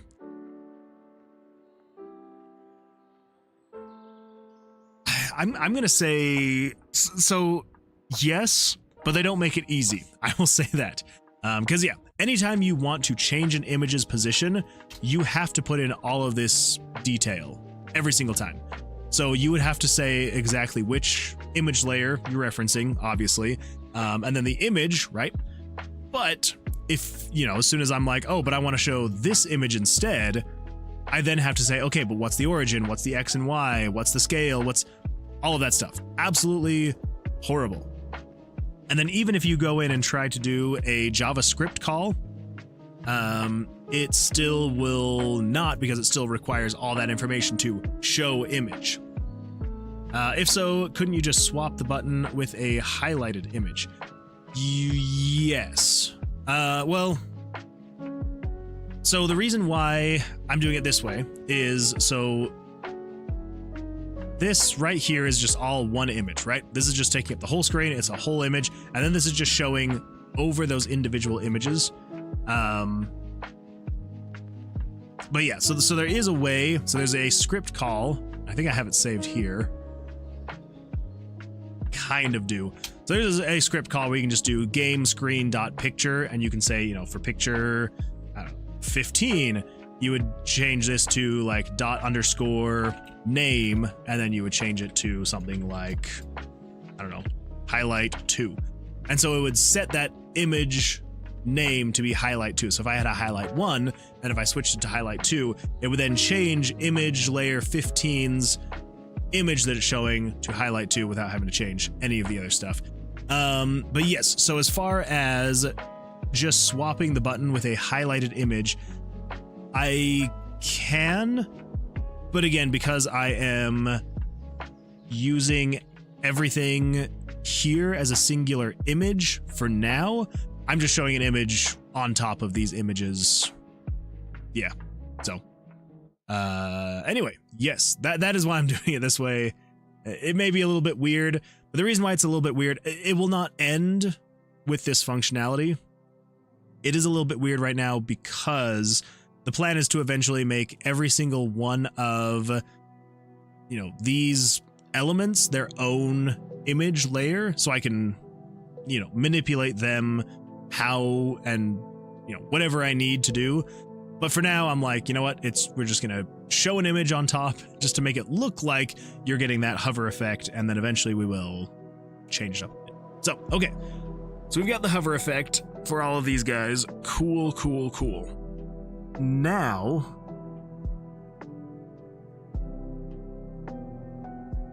I kind of wonder if we do something like, we got menu options.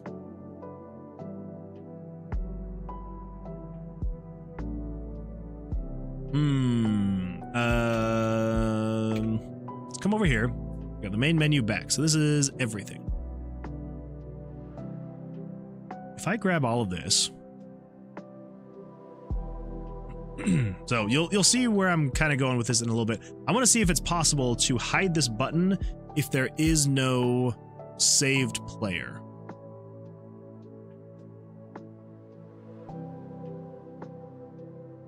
I don't know. Let's see. How are we going to do this actually?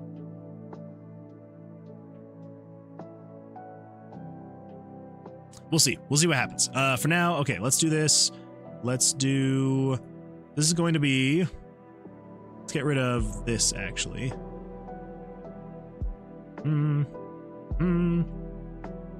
We'll save this as PNG, main menu,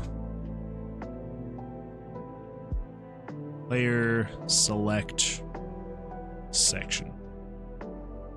All right. Let's see. DV someone says, what's the max number of save files you can have? I don't know what RPG Maker's limit is. The hope is to be able to go off of, so the hope is to be able to use RPG Maker's built-in saved game system, right?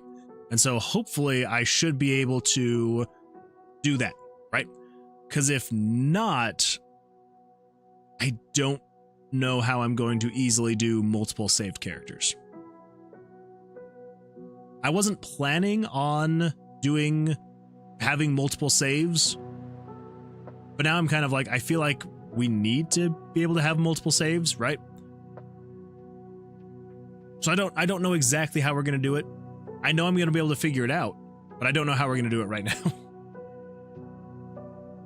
I think you'll have to do image swapping for character selection. Yeah, we definitely will need to do that. Like, as I'm thinking about it surface level, I honestly have no idea how we're going to do this. I'm like trying to imagine how this is going to work in my head. If we're just working off of RPG Maker's built-in save functions,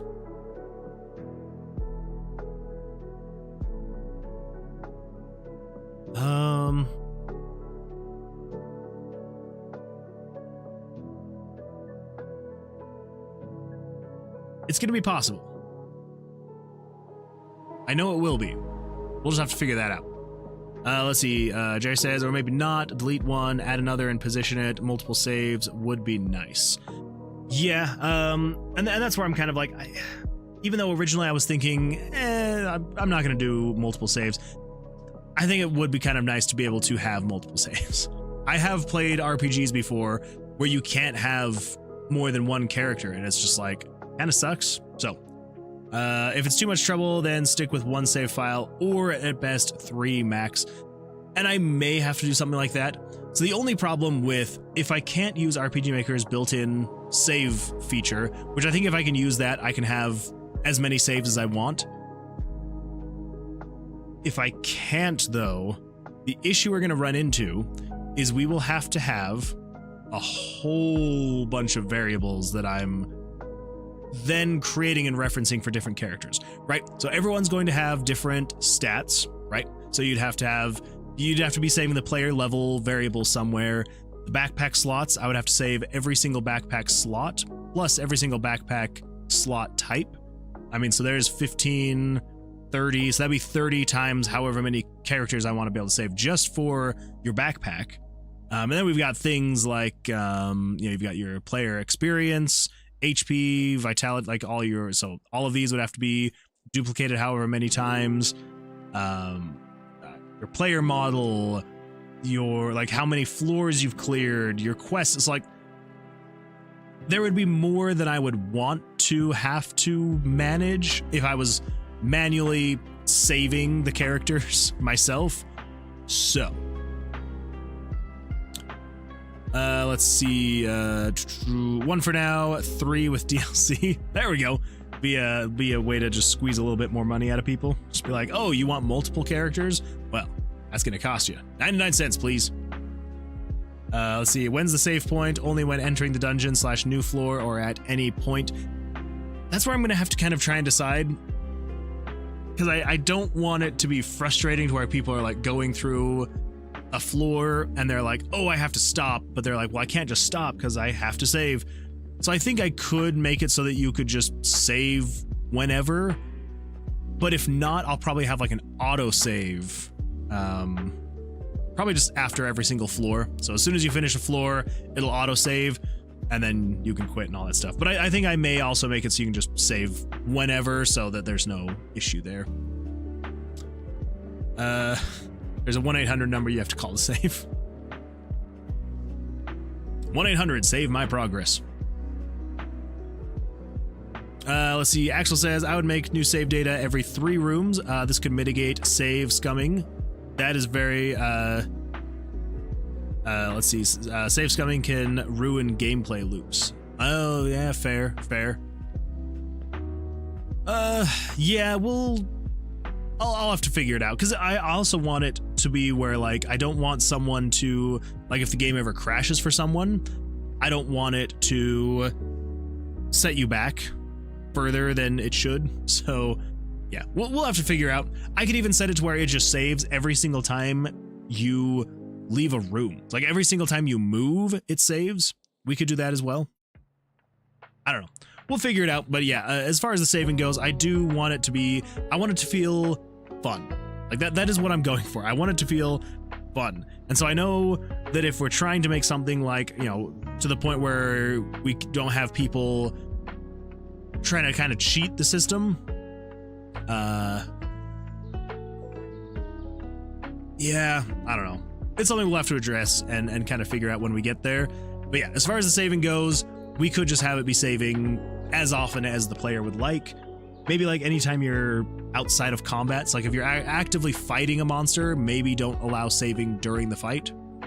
I don't know. We'll see. We will see. If saving whenever, then you will also need to save the dungeon, traps, monsters, others. And yeah, and that's why I want to use RPG Maker's built-in save function, because it will save all of that on its own. And so I'm like, if I can use that, that would be ideal. So fingers crossed I can use that. Bulb Turtle, welcome. Glad you can make it. Glad you are here. We're working on the main menu for the game. We're making some good progress, trying to figure out exactly how we're going to have the saving function working, but let's see. I think the menu can just go dim during character selection to hide it better. We could do that. Yeah. And I probably will just replace all of these elements for now. Eventually, I probably will figure out a way to make it all blend together a little bit better, but I don't know. We'll see what happens. Okay, so the idea that I was kind of going for, the reason why I'm doing all of this. So we got that saved. Come over here. We're gonna say, so we paste you, put you right there. There we go. And then down here, let's do this. Let's do 44, you, bigger, place that. There we go. Okay, so let's save this as menu, main menu back. Yes, save it. And then this guy over here, we're going to say this is going to be image layer 3. So what we need to do, we need to do a if statement. So over here in the JavaScript, plugins, Yami skip title. Yes. Okay. So there is a JavaScript function here. So if data manager.loadGame 1. So basically this is just saying if there is a save. Cool.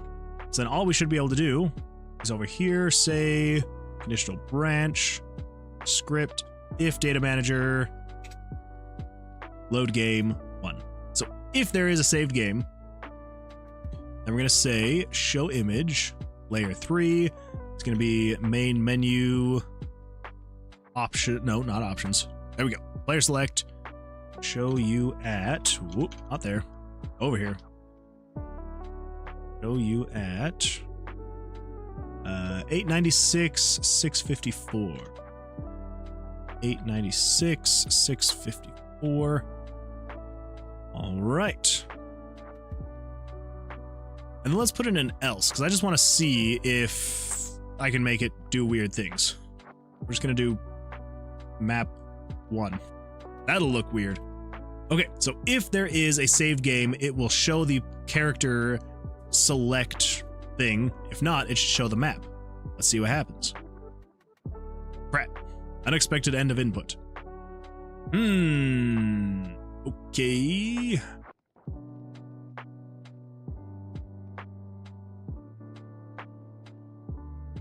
Data manager dot load game 1.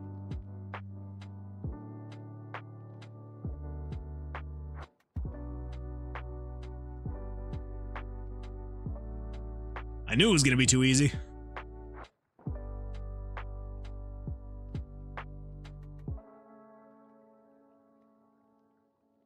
Okay, what do we got here? Scene boot prototype dot start equals function, scene based prototype, start call this, sound manager, preload important sounds. If data manager. No, that should be right. Yeah. If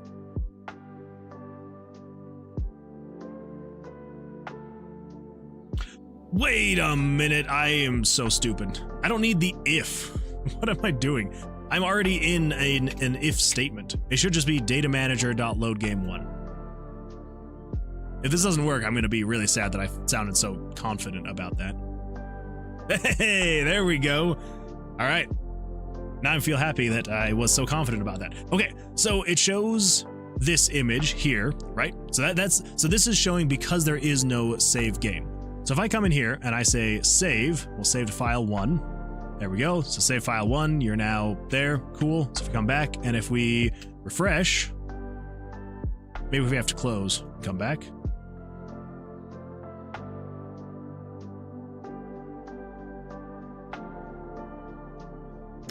Oh, wait. Okay, that's... Okay, now I'm all sorts of like... Yeah. Okay, so it saved the game. Okay, I know why it's not working. Because it has already shown the image. Okay, so let's come in here. Let's go to... Oh my gosh, what is it? Save. Let's delete those save games. So then over here, we're going to say parallel process. And in here, we're going to cut this out of there. And paste that there. It's a general idea, and then it will just have it wait for like, I don't know, 20 frames or something like that. So if we come in here and we say... this, so it's showing this image because there is no save game. So if we open the other main menu and go to save and we save here, then we come back, now it switches to that because there's a save game. There we go. All right. So yes, so that is working. Fantastic. Just ignore that error. It's trying to play a sound file that doesn't exist. If we come over here to system, yeah, it's trying to play all of these sounds. But they don't exist. They do not exist. So let's just change all of those to none.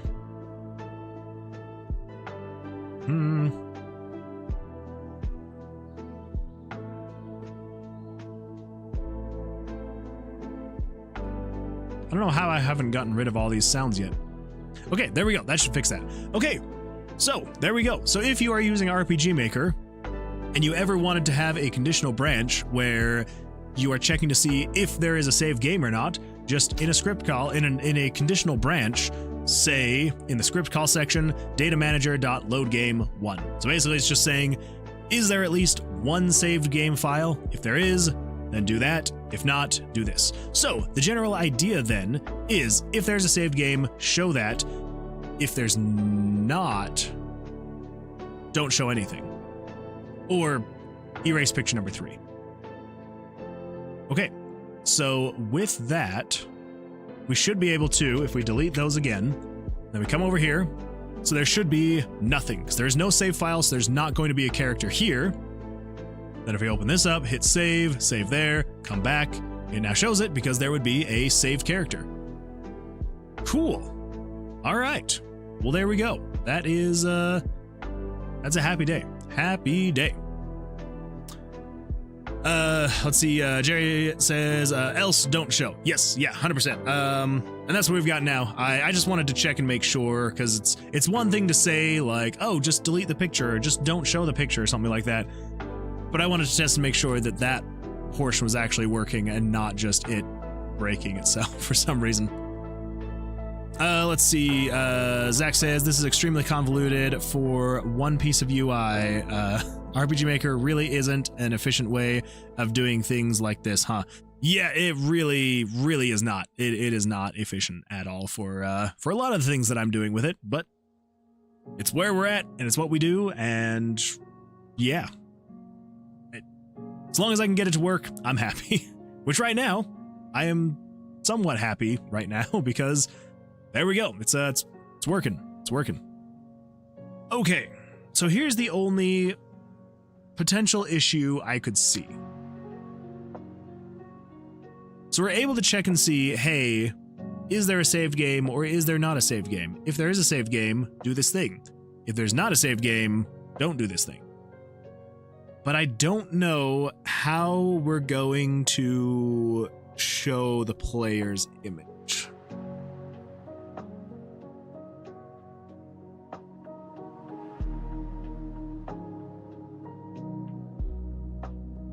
That is something I'm not sure how we're going to do.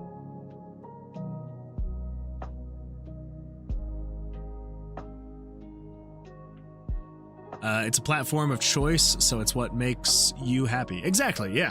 Yeah, definitely platform of choice. Are there better platforms out there? 100%. Like, I will not deny that. There are definitely better platforms out there, especially for making games like this. But yeah, it's just, it's definitely what I prefer. Sometimes I get a little bit frustrated with it, but oh well. It is what it is. Okay. So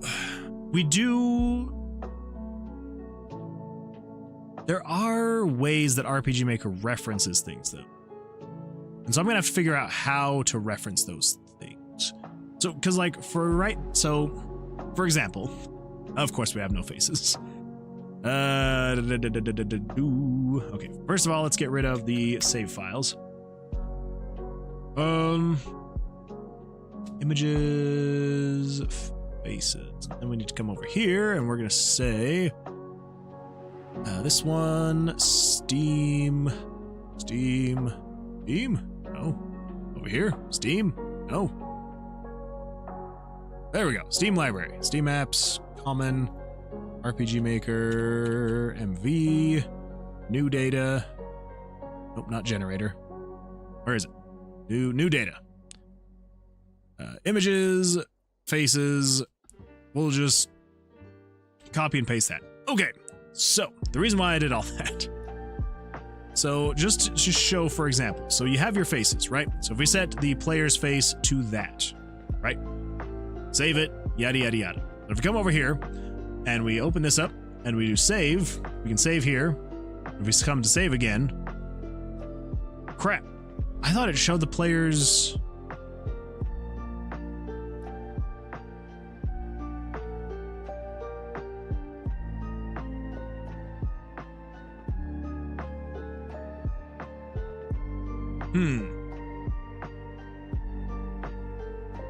Maybe it doesn't show faces. Maybe it shows the character. I do not remember.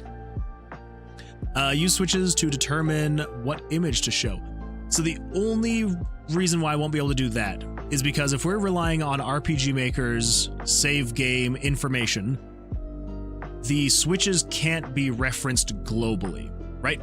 So when it creates the save data file, right? So if we come in here to save, this is the file 1 RPG save. So then if we come over here to RPG Maker, and if we test play, if we come in here to save, file 1 is that save file. And so everything in the inside of this save file, I highly doubt I could actually open this up and see it. It's just going to be a jumble of jumbled mess. Anyway, everything inside this save file is every single switch, variable, what images are showing, character stats, anything and everything in the game is being saved in this file. And so if I were to then come over here into RPG Maker again, and if I did save, and I saved on file 2, then, you know, now you've got file 1, file 2, and if I come out here, you now have file 1 and file 2. Everything in file 2, so all of the switches, the variables, like player stats and all that stuff, nothing is referenceable between the two save files. So I unfortunately can't say, hey, in save file 1, variable X is equal to 4, right? So like say, for example, if the character chose, you know, image 4 for their character image, I couldn't reference that in save file 2. And so, because of that, I wouldn't then be able to show, if you're in save file 2, I couldn't show what is save file 1's character.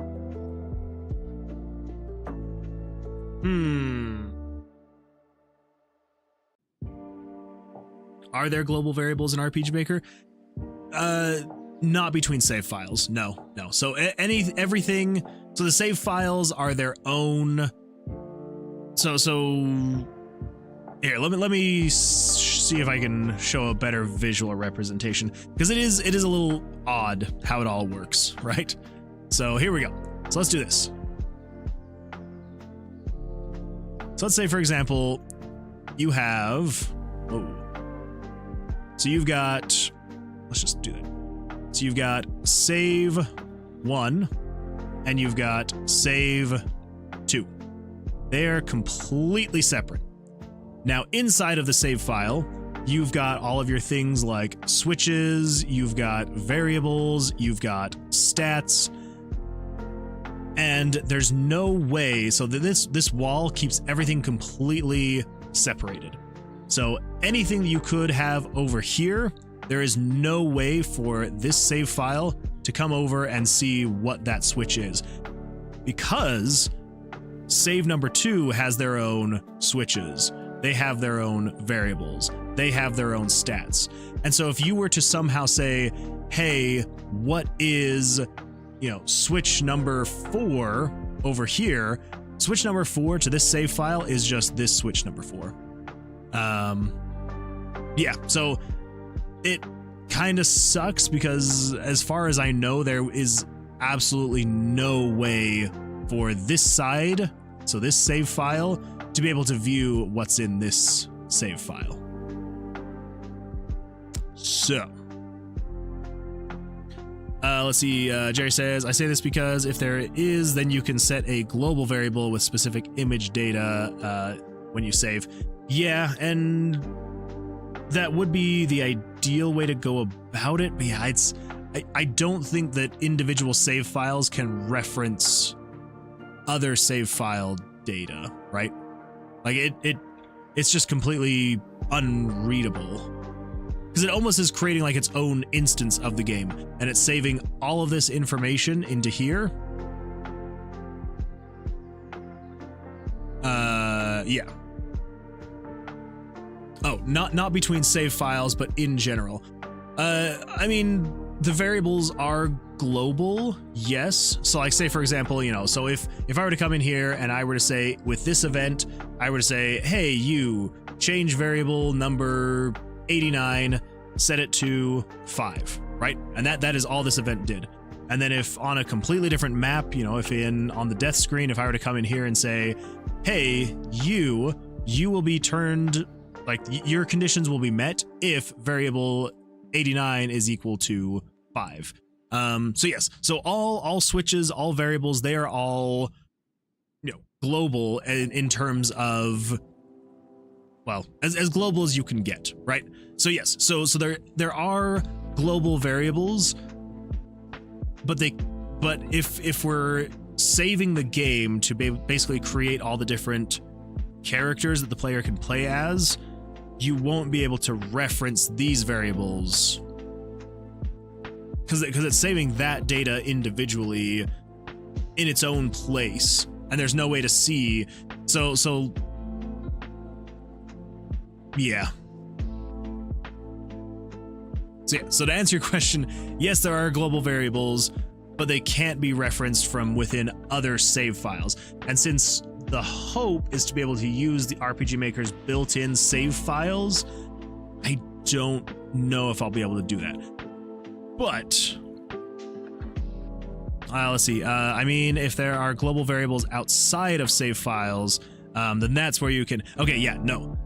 So there are no variables outside of the save files, because as soon as you save your game, it takes all of that data and basically puts it into its own section, right? And it's like, this is your specific variable. Like, you could have 100 different saved games, and every single one will be referencing variable 89, but in each one of those saved games, variable 89 is going to have a different value associated to it. So yeah, so as far as global variables, you can't have anything outside of that scope, unfortunately. Yeah, so I wish you could. I very much so wish you could. That would help immensely to be able to have something like that. Let's see. Zach says it's super fun to make in RPG Maker because it's the challenge. Because it's the challenge is part of it, I'd say. That is very accurate, 100%. I do kind of get a little bit of a rush, a little bit of a thrill from being able to be like, RPG Maker is meant to do this, but what if I do this? So yeah, I 100% agree. It's there is kind of that fun of being like, but how can I push the engine just a little bit more, right? So here's what I'm kind of thinking though, and this so kind of getting back to this. So if I delete these saves, I come over here into images and faces, we can delete that.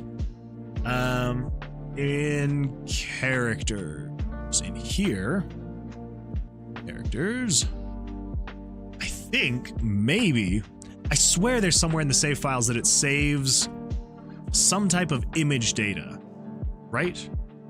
I think.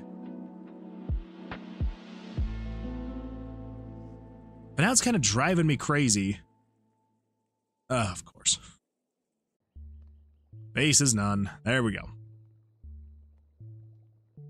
So if we do save, it's file 1. Aha! There is data that it is somehow referencing. So it's pulling in some data from this save file.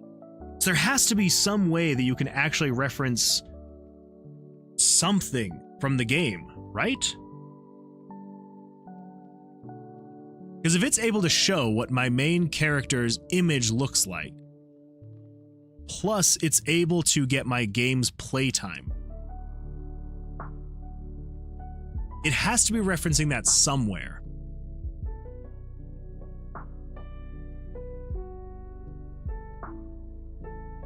There's got to be a way.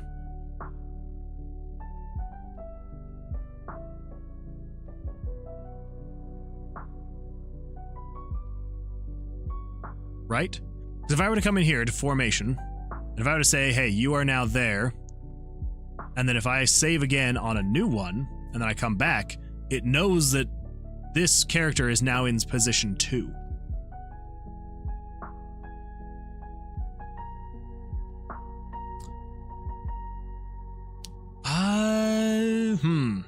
Let's see. What about plugins? Could a plugin save outside data?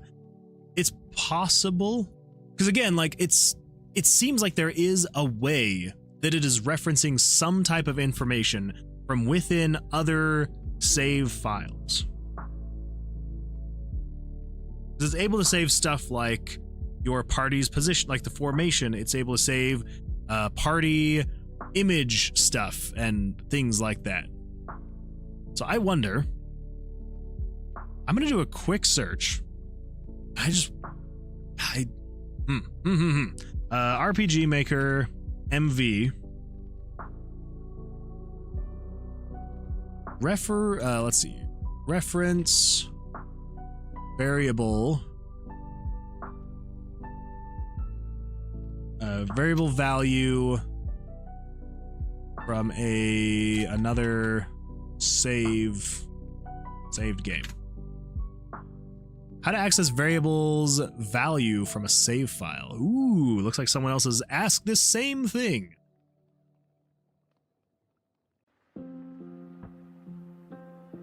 Let's see. Let's pull this up. Ooh, there we go. Okay, what do we got here? Hi everybody, my game is divided into chapters. The current chapter number is saved in a variable.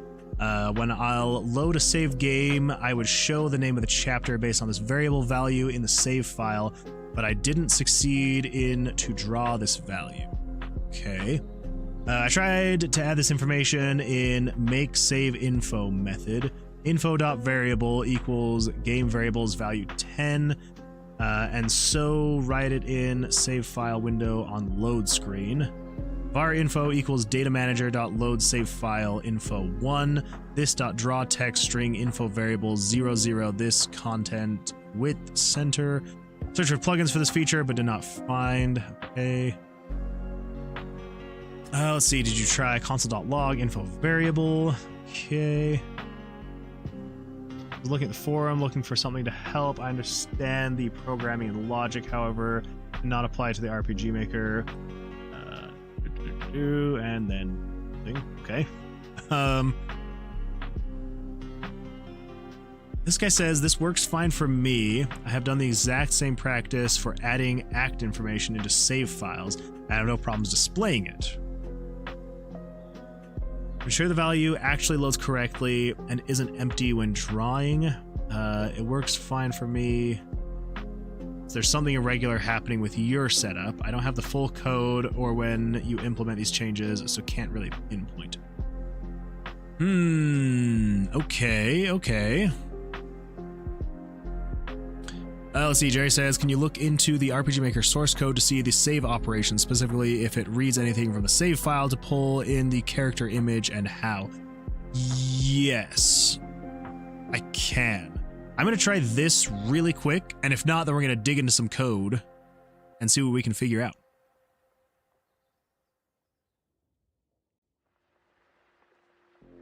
Let's see.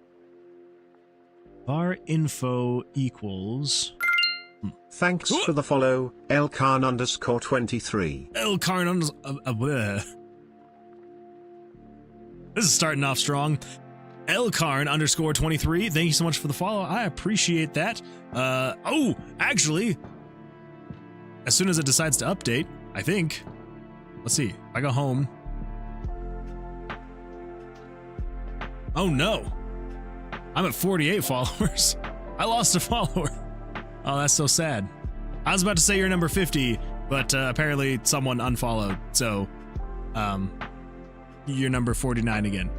But welcome to the stream. Glad you're here. Yeah.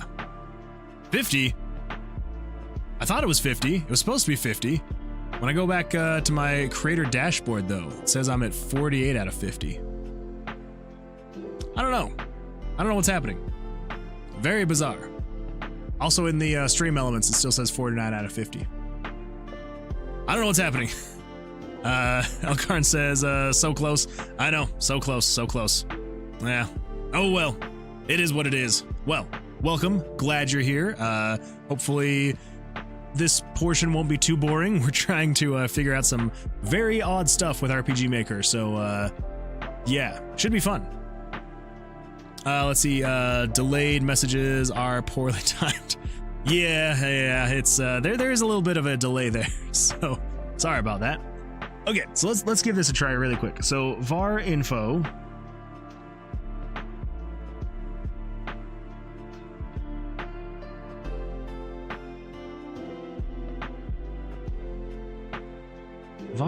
equals data manager.load save file info 1. This dot draw. Okay. Let's give that a try. Let's come over here. We're gonna say let's do a script call. var info equals data manager dot load save file info 1. Okay. And then this dot draw text string info variable 0 0 yada yada yada. Don't really understand all of it. We're going to see what happens. We are going to see what happens.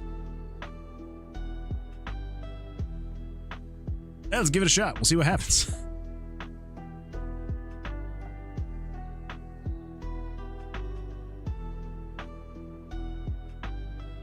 Nothing.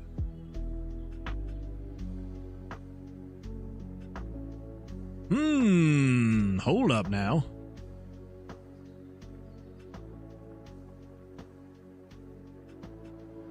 Is it changing? I trained that to off. 523, 193. 523, 193. Okay, never mind. Never mind. Never mind. Never mind. We're good. Okay. var info equals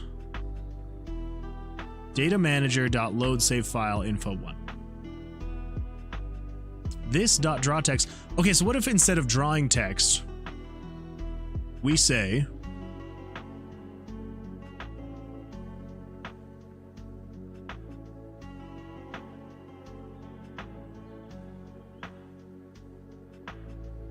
we're trying to grab a variable from save file 1. And we're saying this dot draw text string info, so that's the variable, info dot variable 0 0. I don't know what this 0 0 is. I don't know what that one means. So how would we apply this into a different type of variable?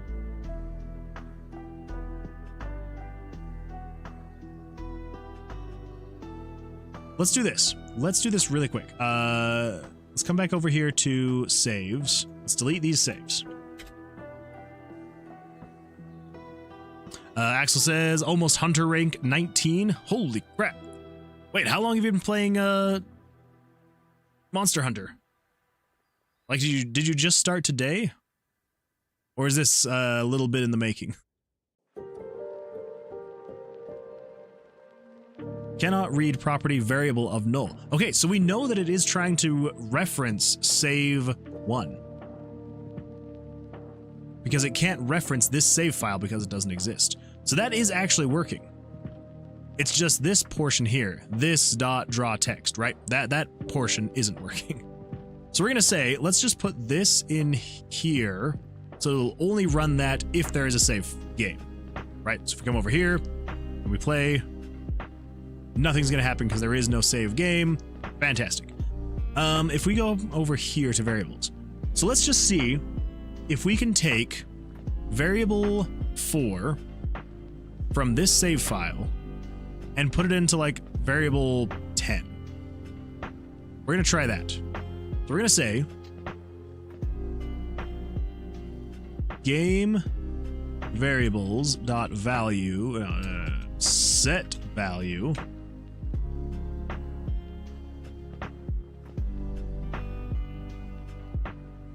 so we don't need this dot draw text. I wonder if we need string.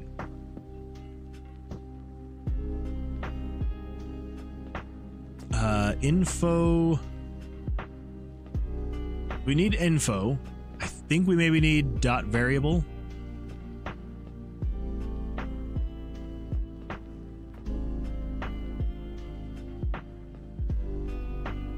Man, this is all so ridiculously over my head. I'm like, okay, how, what, where, and why?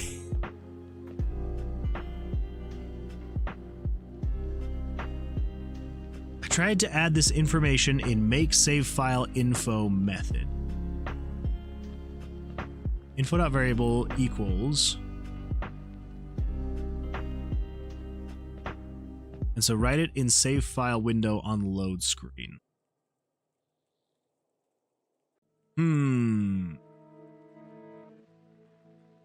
Let's see. Axel says it's 4 play sessions of like 4 hours each. All right, so a decent amount of time though. That is not bad. Rank 19, not bad at all.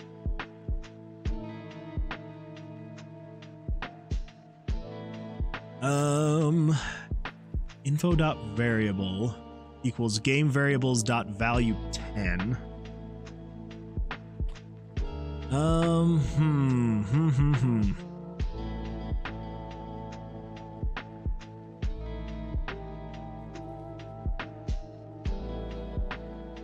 Info.variable equals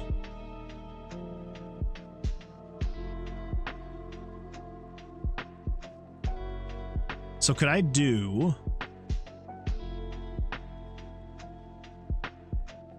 no, that's not what I would want to do. Game variables dot set value.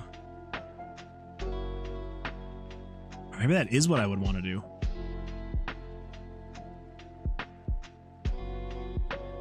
Would we then say info.variable? No, that can't be right. Info.variable equals game variables dot value. Would we say 4? No. No. That's not right. All right. I think we need to maybe not. I'm also going to take a look. Let's see.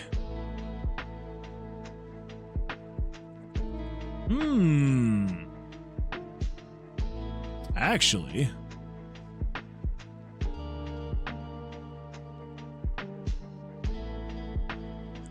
Jerry, you might have been onto something. You might have been onto something.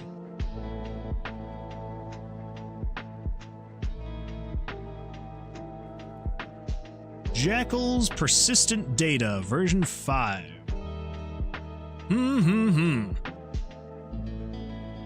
A quick and simple plugin to allow you to use the use of persistent switches which do not reset their values between saved games.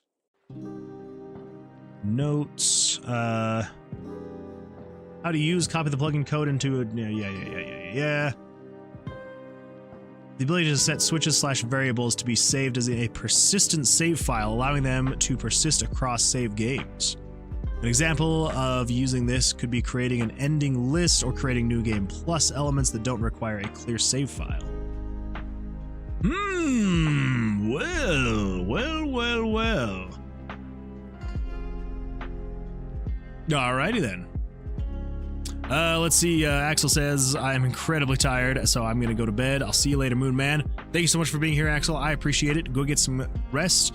And yeah, I appreciate you being here. And we'll see you hopefully tomorrow for the last live stream of the week.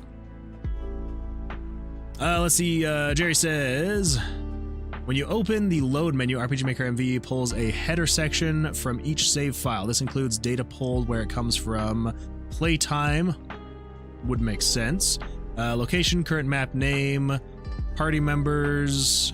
Okay, yeah. So it definitely would have had to have been pulling all that information when you are at like loading save files and all that fun stuff. But I almost wonder if this would be easier.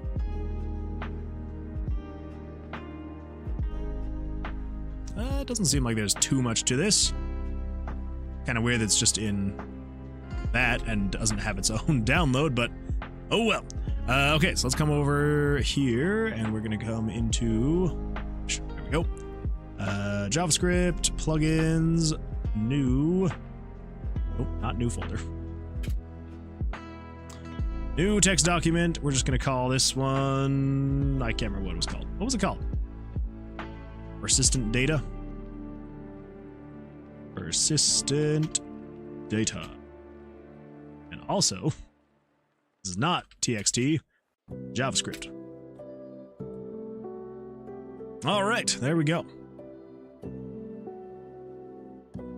Let's call it that. Save it. Close. AKL persistent data JS. All right, and then over here, we'll just delete that. We don't need that. We don't need that anymore. Let's see. Actually says, before I go to bed, I have some great news I forgot to mention. I got a raise in my job. That is fantastic. Congratulations. Oh, man. Raises are... I'm not going to say it's what makes it worth working. I mean, obviously, just the paycheck is what makes it worth working. But yeah, getting a raise is absolutely fantastic. Congratulations. That is awesome. Very nice. Very nice. I'm jealous. So yeah, that's awesome. Well, my congratulations to you. That is fantastic. Good job of being such a fantastic employee that you get raises. Maybe one day I will be as good as you and get a raise. I'm getting more hours too, so much more money. Man, sounds like you're just rolling in it. More hours and a raise. Not bad, not bad. Well, hopefully that makes it just a little bit more easy to wake up in the morning and go to work. Getting just a little bit more money, and I mean, the extra hours, that's not always fun. But hey, more base pay plus the more hours, kind of hard to complain. Kind of hard to complain. So yeah, that is awesome though. Congratulations. If I almost wish I had something in my room that would be a little bit more of like exciting, because I feel like I'm so tired that I feel like I'm underselling my excitement for you. I am very excited for you. Yeah, so I hope it doesn't come across that I am not. I very much so am. I'm just very sleepy. All right. Persistent variables. The ID of the persistent variables. Formatting example. Okay, so would this be... Wow, they just do not explain like anything at all. Okay. You got persistent switches and persistent variables. Persistent variables, the ID of the persistent variables. Formatting example, 1 through 3, 5 through 6, 8, 10 through 11, so on and so forth. So if I were to say, I don't know, put like a 2 here, would variable number 2 become the persistent? I believe that's how that would work.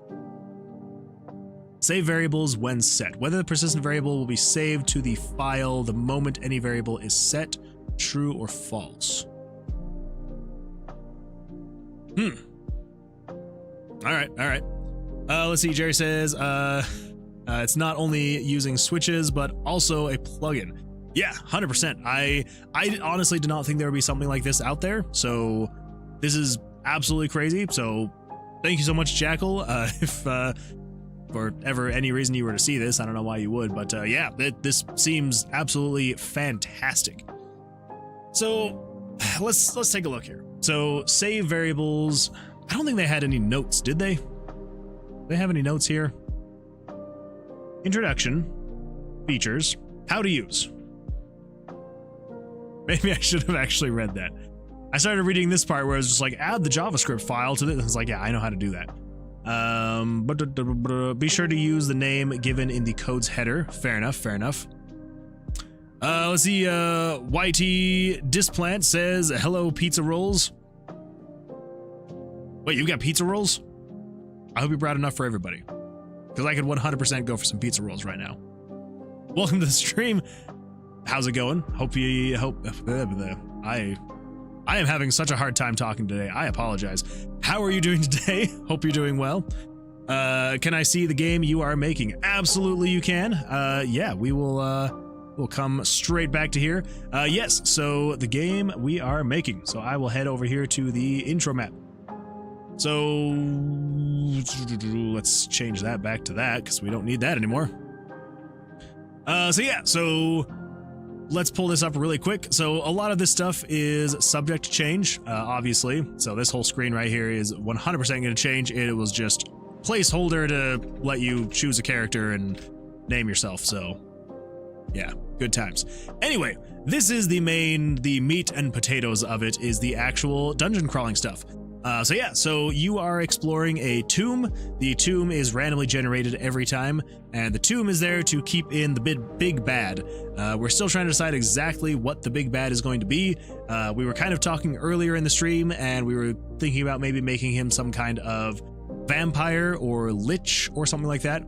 But anyway, yeah, so you navigate through the dungeon, and the general idea is you are fighting monsters with Blackjack rules. So you draw cards up to 21, but it's a little bit different because you're not trying to draw as close as you can to 21 without going over. The monsters have their armor class, and so basically you're just trying to draw over their armor class, and then you attack and you do damage, and it's a good time. Well, hopefully it's a good time. Also, I know I drew over 21 and I was fine. That's because for testing purposes, I don't have it bust right now if you go over 21. So anyway, yeah, so you navigate through the dungeon. Oh, wow, I found the exit super fast. So if you were to proceed down, you would then have your option of doors to go through. And it's like, say, for example, this one, a warm crackling fire can be heard from within. So if you go in here, you now have your safe room. And the safe room is a place where you can buy and sell dice. So you've got like a vendor over here. And again, all of this is subject to change. This is just getting the bare bones and the basics in place. So yeah, but you can buy and sell dice. So you can buy all the dice from the vendor. I have way more gold than I should, so I can buy everything. And then with those dice, there's a couple things you can do with them. First, you can merge them. So you can upgrade your dice by merging. Good times there. And then if we come in here to the spell book, you have spells related to your cards, and you can upgrade those spells by putting the d20s in the spell slots. So, you know, if I were to fill all of these up, I would be increasing the damage that these cards do. And then you can also mix and match, right? So you can put different elements with each other, so you can create different spells and all that fun stuff. Let's see, there's also quests. We've got our quest system in. There's not a whole lot going on. They're very just basic, bare bones quests. I mean, exploring rooms, disabling traps, killing monsters, all that fun stuff. But then when you leave and you come back into the tomb, then you can keep navigating and you're exploring rooms, you're killing monsters, and you're eventually trying to make your way to the big bad known as Versilius. Thus, the name Tomb of Versilius. So, yeah, that's the tall and the short of that. Any questions? It's definitely a work in progress still. We are still making lots of progress trying to get everything working exactly how it should. And yeah, slowly but surely, we're getting there. We are getting there. Yeah, it's really cute. I appreciate that. I wasn't going for cute, but I'll take it. I'll take it. I guess it is kind of like it's like a cross between like trying to be a little bit more dark and gritty to it. There's kind of that cute aesthetic when you're dealing with like the pixel art and all that fun stuff. So anyway, yeah, that is that's that. So if that interests you at all, yeah, I live stream all the development here and over on YouTube as well. And yeah, we have a good time. We have a good time. Let's see, Displant says, I'm also working on a game. It's my first one. I've been working on it for 6 months, but 15 to 20 hours a day. Wait. Hold up now. It's your first game. You've been working on it for 6 months, but 15 to 20 hours a day. It's on Steam if you're interested. You're spending 15 to 20 hours a day? Am I reading that right? Because if so, that is absolutely crazy. I mean, that's awesome if you actually have that much time to spend developing it, but whew, that is a lot of development every single day. It's on Steam if you're interested to see it. I'm at 98 wishlist at the moment, but yeah, I'm a solo indie game dev. Yeah, since it's only me doing everything, music, sound design, animation, etc. Man, that is crazy though. That is a lot of time that you have to be able to spend working on that. But yeah, 6 months, not too bad. Also, yeah, solo deving, I have a good time with it. I enjoy the solo deving anyway. But yeah, drop the name of it. I don't know what I was trying to say. Yeah, what's the name of it? And we can look it up. Yeah, our community is definitely filled with a whole lot of people that are also either game devs or artists, music composers and producers. So there's all sorts of great, fun, and exciting people here. Okay, let's see. Really quickly. So yeah, so Jerry, I don't know if this helps. Data manager dot make save in file info equal. Okay, I'm definitely gonna have to look into that because that could help. I'm gonna copy that really quick and bring that over here to main menu. I'm also gonna set myself back onto the main menu. Over here, let's do script. Throw that in there, and we're gonna take a look and see. We're gonna take a look and see. We're gonna see what that potentially does. Let's see. It's called Late to Escape. My inspiration was Resident Evil 4, but I built a strong story for my game. Nice. Well, let's grab that, pull that up, and bring that over here. Let's see what we got going on here. Late to Escape.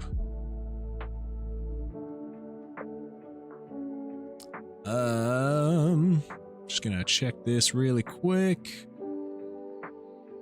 Okay, all right. We're good. Let's see, yeah, Late to Escape is a survival horror escape room game where you play as a retired soldier, Michael Salvatore.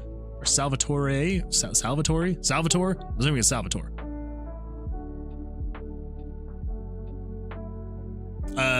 Jerry says, no, that wasn't a solution. That was what RPG Maker uses to make it save file. Do not run. Oh, no. Sorry, I wasn't gonna run it. I was just throwing it into the JavaScript editor so I could take a look at it in there. So yeah, no, you're good. I'm not gonna run it, I swear. Yeah, so it's a survival horror escape room game. We play as a retired soldier, Michael Salvatore, who wakes up in his apartment. His daughter Hayes is nowhere to be found, and every room unravels a new piece of his broken past. Very nice. So let's take a look at some of these screenshots. Very dark, very gritty. I like it. Ooh. Okay, so wait. So you did. All right. So how much of this? Because I've accidentally done this before, where I've looked at screenshots or things like that, and I've been like, wow, like these things look incredible. And you know, the person had to be like, oh, well, you know, that one thing that you say looks incredible was an asset that I had to go buy. So did you create all of these assets? Like how much of what I'm looking at is you? No, I made them. Very, very impressive. Holy crap. I also really like the grainy texture over everything. I think it looks absolutely fantastic. Very nice looking menu. That is also a really cool radial menu. That's really cool. Man, yeah, I really like the vibe of this. This looks super cool. All right, well, there's not going to be any audio, but I'm just going to have this play. And yeah, okay. All right. Very nice. Like the creepy, whatever that is, smoke, fire, cigarette thing. Okay, so this is just the menu. Okay, all right. That makes sense. And then let's see. By the way, the main character is my name. Very cool. Then also the store page is still a work in progress. That is totally fine. It is something that you build up over time. But yeah, this looks really cool. I am definitely adding that to my wish list because I would like to see when you get further along and when it gets closer to release. Absolutely, 100%. Let's see, I'll be uploading a bit of the start of the gameplay because I'm still working on the gameplay trailer at the moment. That is completely understandable. Trust me, I know how much work has to go into getting stuff like that all figured out. So yeah, 100%, completely understand. Let's see, thanks. I think you will like my song for the main menu. Was it playing on, I guess I should reopen it. Let's see, was it playing on the, I'm going to pause the music for just a second. Thanks for the follow, _displant. Oh my goodness, thank you so much for the follow. I appreciate it. So I know you're not going to be able to hear it on the stream because I don't play my desktop audio. But it's playing like a guitar-ish song. Is that the song you're talking about? If so, I do actually really like that. It's like almost calming, but it's creepy too. I like it. I like it. And man, see, this is just absolutely crazy to me. Like, I love seeing projects like this where everything was made by you. Like, not to say that there's any issue or problem with someone using other assets, like purchasing assets or anything like that. Like, no problem there at all. Like, I am probably going to do a bit of that in my game as well. Yeah, that's just crazy to me to see like so much created by just one person, and it looks very cohesive.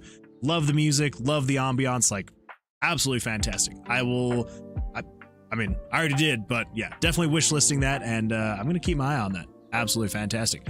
Also, yes, Jerry, you were correct. 50. Look at that. Well, Displant, you have helped us reach 50 followers here on Twitch, so thank you so much. I appreciate that. Yeah, woo, absolutely fantastic. Well, yeah. I would love to take a look more on that. Let's see. Yeah, I have the best luck. It's true. It's true. It was gonna go to Elkarn. Elkarn was gonna get number 50, but someone else had unfollowed, putting us back down. But yeah, now we're back up, and now we're at 50. So very, very nice. Happy day. Let's see. Zach says, I never had pizza rolls. I would like one, but never asked for one. Oh, well. Wait, who was it that said about the pizza rolls? Was that Elkarn? Oh, no, that was Displant. Displant had the pizza rolls. All right, Displant. I think we all deserve pizza rolls now at this point. Let's see. Let's see. Zach also says it's okay to use other people's assets. Just make sure you're still doing most of the work. Bonus points if you credit the assets you're using. 100%. Yeah. I don't ever want people to think that I'm going to be bashing on using other people's assets. There's no problem with that at all. I have spent way too much money on purchasing assets myself because I don't know. For me anyway, it can help a ton when I'm trying to either one, get creative inspiration, trying to like figure out what I want to do, how I want to create it. But then there's also some times where I'm just like, that is exactly what I want. That is exactly what I need. I'm just going to use that. So yeah, absolutely nothing wrong with using other people's assets that you've purchased. Not at all. Not at all. It is just, it can be really crazy to me when I see someone using their own assets and the assets actually look good, as opposed to like the assets that I create, where I look at them and I'm just like, Like, I mean, not that this stuff is necessarily bad. I just sometimes I look at it and I'm like, So, you know. Let's see. Jer says, my work here is done, puts on sunglasses and walks away. It's true. It's true. You were there to shout 50 and you made it. You made it. It was just a very sad moment when I thought we were at 50 previously. So, and maybe one of these days YouTube will actually update and show the proper subscriber number. I don't know why it's not working, but oh well. Okay, so I'm gonna just keep this here for now because I want to come back to it. If I can't get this plugin working. So persistent variables. The ID of the persistent variable formatting example. Okay. So I think what we can do is if we look up what the player model is 63. So if we say over here, persistent variable, we say 63 is a persistent variable. And then save variables when set. Whether the persistent variable will be saved to the file the moment any variable is set.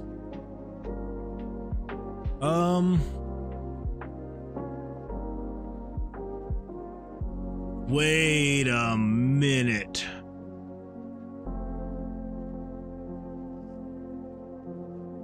This... Oh, wait. How are we going to actually make this work? So...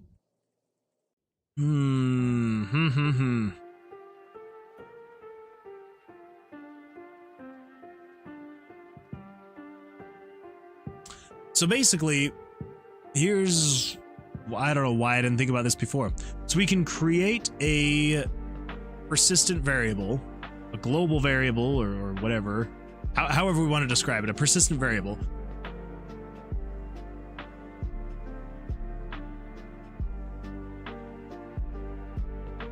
But that's not going to matter.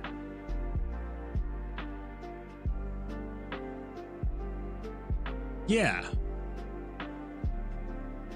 Because we need a specific variable for each of the players that are in the saved game files. Crap. Yeah, this won't work.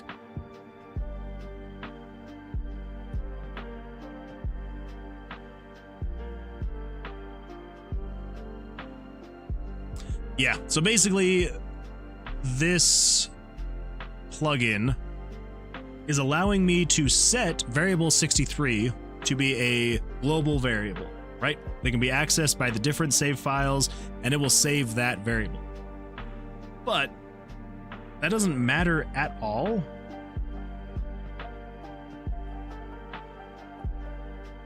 Unless we, no.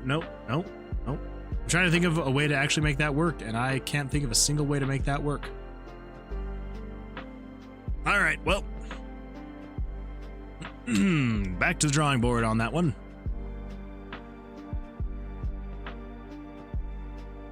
Okay, so over here, what do we have here? So data manager dot make save file info equals function. Constant info equals info global ID equals this dot global ID. Info dot title equals data system game title. Okay.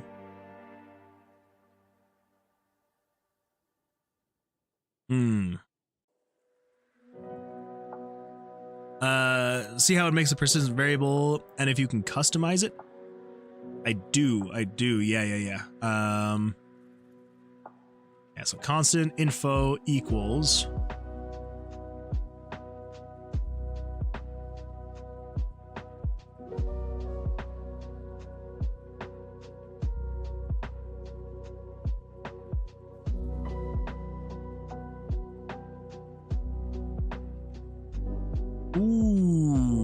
wait.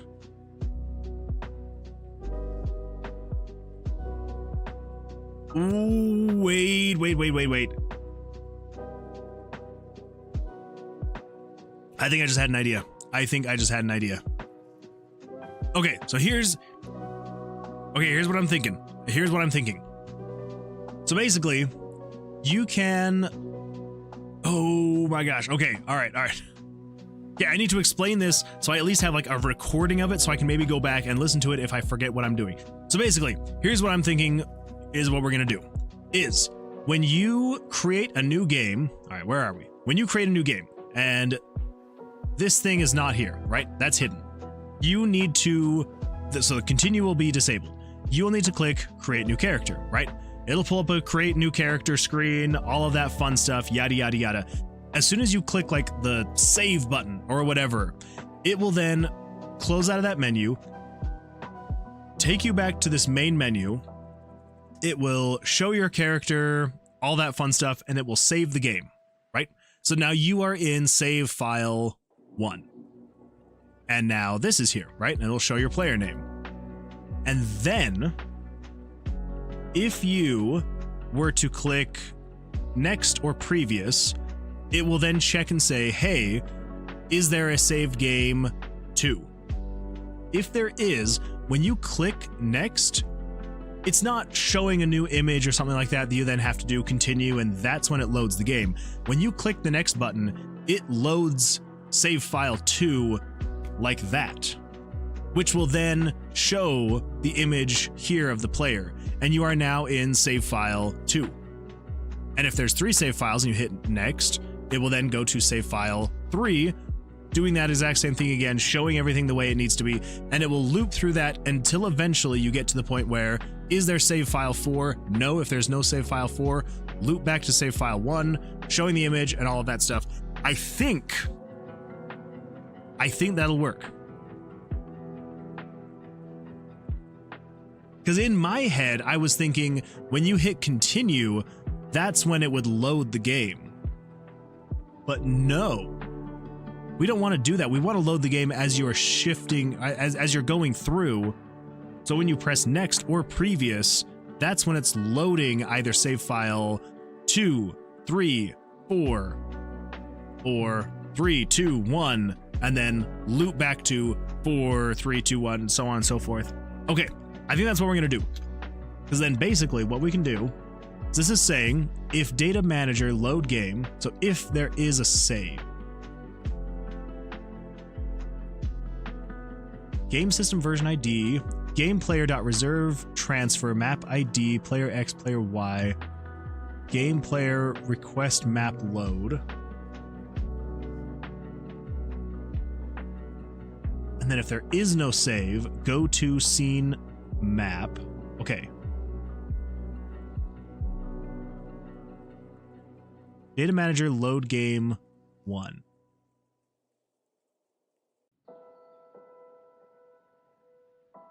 Okay. Okay.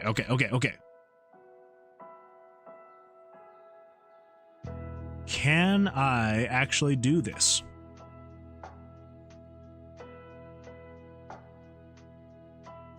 I don't know. Let's take a look. Let's come in here. We're going to create a new event. And we're going to say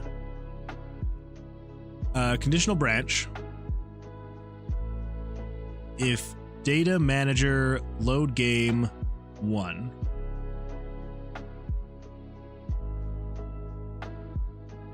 I think that's what we need. Let's see.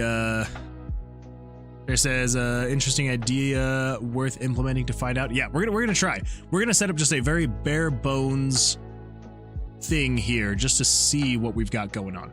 So if we do this and then we set control variables, we're just gonna set variable 79 to equal 1.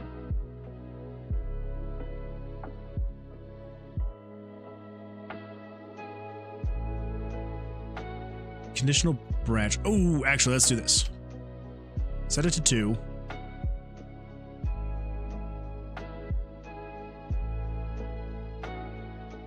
And then else 1. Set it to 1. And then we will wait for just like 20 frames, yada, yada, yada. Okay. That's game variable 79. So if we come over here, oh wait, no, let's make sure there's no save data now. Save, okay, there's no save data. If we come in here, variable 79, let's hide everything, create new.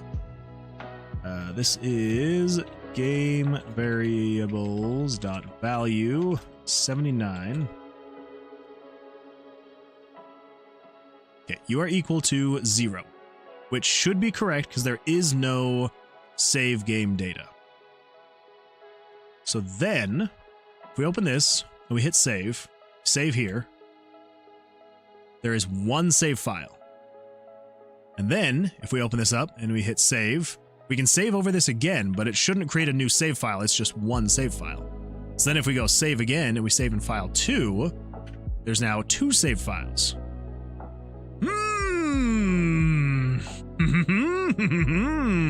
Okay, all right. Huh.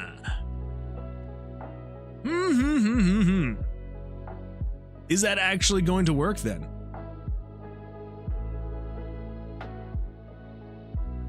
So we would have to find a way, because I don't want to have to manually go through every single time. So we would just have to set a limit, right? Like you could only have X amount of saved characters. But we basically should be able to then say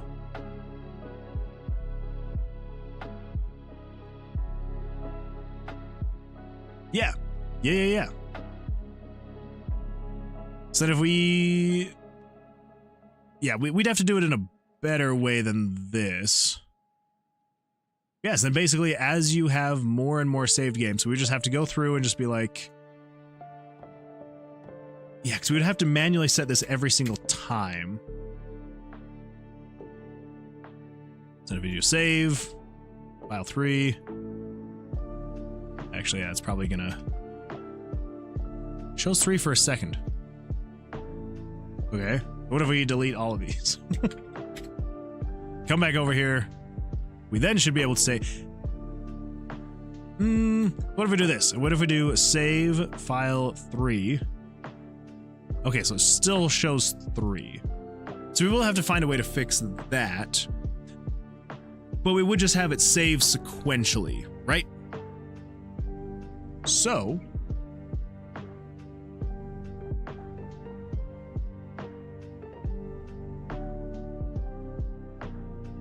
Yes. Okay, so this is... So if we come over here...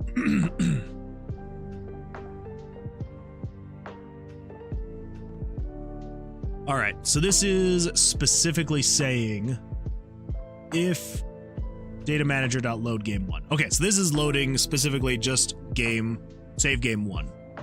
So I think what we would need to do then is we would not want to say... We don't want to tell it to...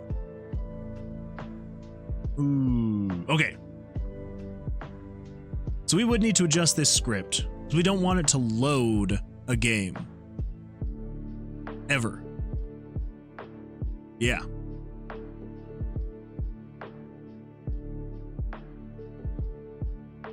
All right. So how do you do that again in JavaScript? Is that... Yeah, I believe it's the /* and then */. Yes. Okay.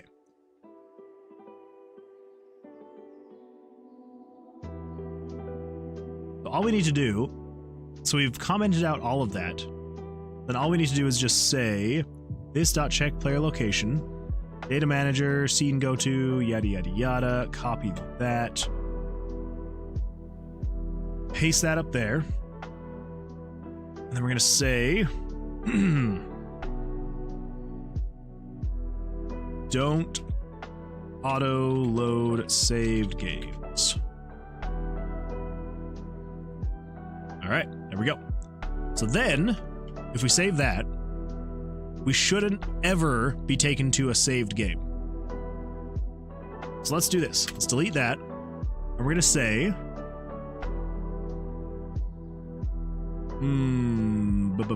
yeah, that should be fine.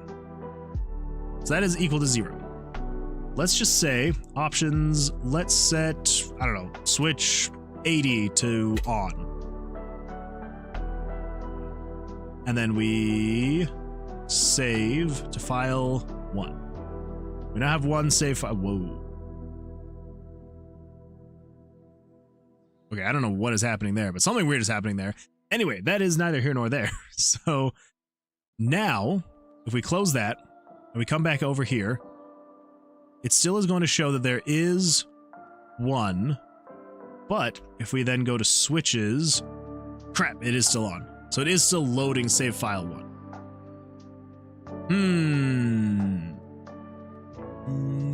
We do not want that.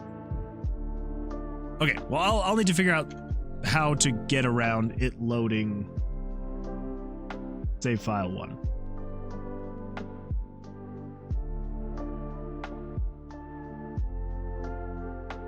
Shouldn't be loading the game though. This.check player location, data manager set up new game, go to scene map.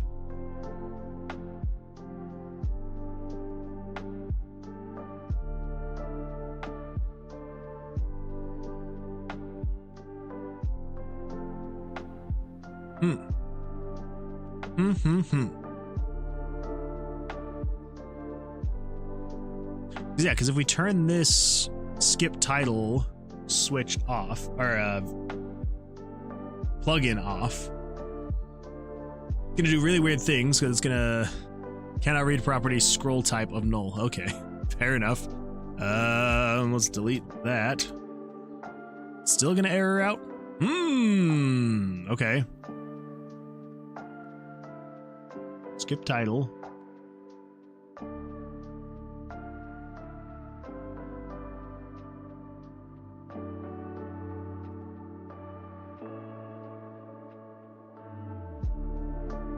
I don't know which plugin is making it break. Cannot read property scroll type of null. I won't have to go through and turn all of them off.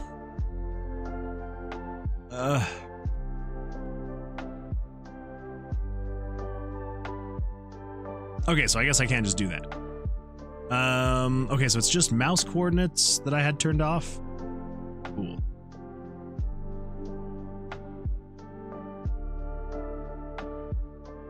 Okay, that's what it should be. That was okay. All right, fair. Well, I guess we're gonna go through one by one and start turning them on. Turn on Super Tools engine. Okay, that one's fine. HUD maker, turn on. That one's fine. Picture easing. All right, let's start doing it in blocks of 2. That'll make it go by a little bit faster. All right. Pick ID. Turn on. Message core. I don't think we need that because we don't really show messages. Yeah, and then the mouse coordinates. Ooh, is it going to be the mouse coordinates? No. Okay. But we had that off anyway. So turn that off. Full input, and then simple mouse script. Okay. Is it the simple mouse script? It is. Okay, what's going on with the simple mouse script? Why?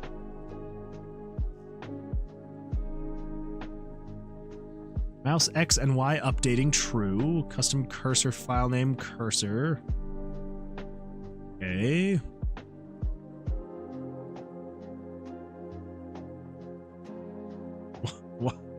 Why? Why are you breaking things? Let's go to JavaScript. Plugins. Is it J something?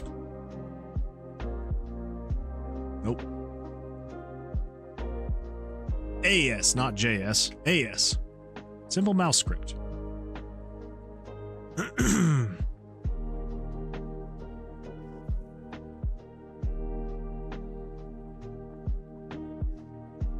Creates mouse X and Y, mouse X grid, mouse Y grid, and custom cursor. Also hides system cursor. Okay. Mouse X and Y.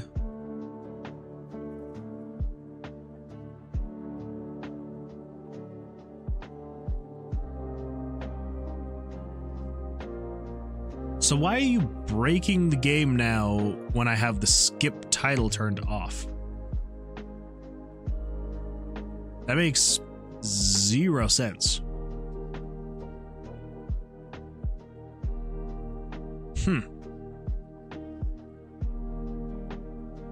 Okay. Odd. Very odd, but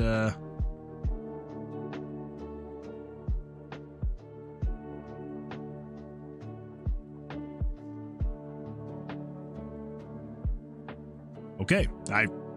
No idea. No idea. Okay. What if we turn you on, but like put you all the way at the top? Still nothing. Okay. Cannot read property scroll type of null. Scroll type. Okay. Well, not a clue.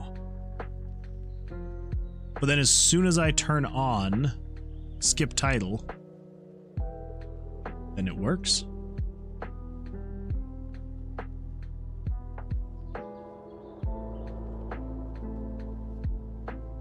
Okay. Whatever. Okay, so ultimately the issue we're having is with this right here. Why is it still loading a saved game? It shouldn't. Scene boot prototype.start function. Scene base prototype start call this. Sound manager, preload important sounds. but don't auto-load saved games. This .check player location, data manager, setup, new game, go to scene map. Okay,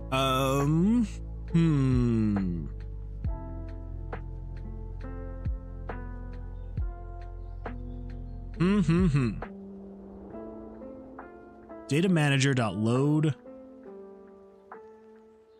1. I believe if we check over RPG scenes, is this the one we need? Do load game.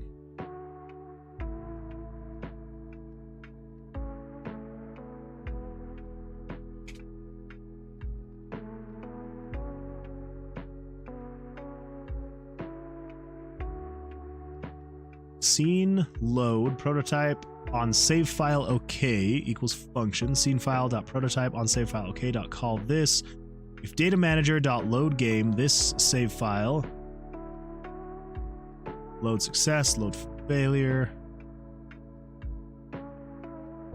What about new game?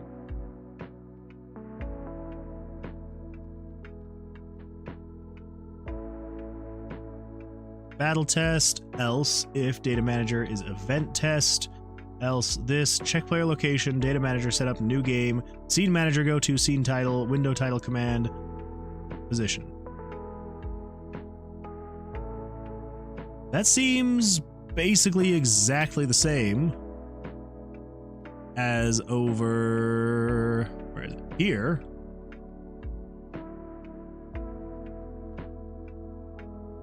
This dot check player location, data manager, just do this for consistency's sake, data manager dot set up new game, scene go to title.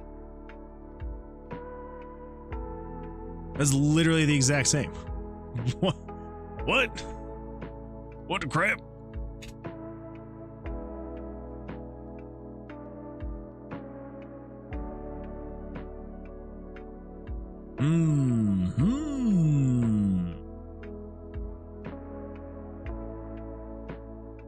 Hey. Oh, excuse me.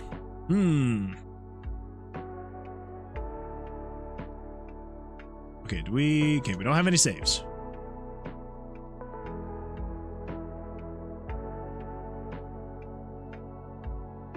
Let's clone this. And we're going to say you're going to be variable, I don't know, 80. Okay. So in here, if we come over here to variable 80, we're going to set you to 1.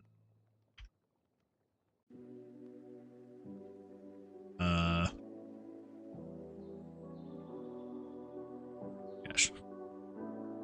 80, refresh. There we go. Now you're 1. Okay. All right. So we now have a 1 stored in variable 80. So if we save the game on file, let's do file 2.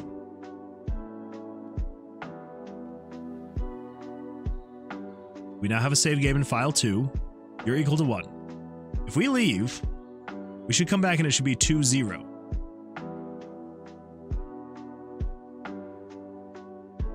Why is it loading the game?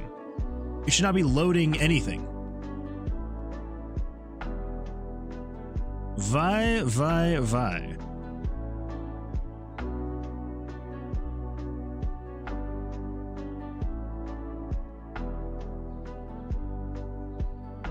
Then let's do this. Let's say variable 80. Let's set you to 3. What? The confusion thickens.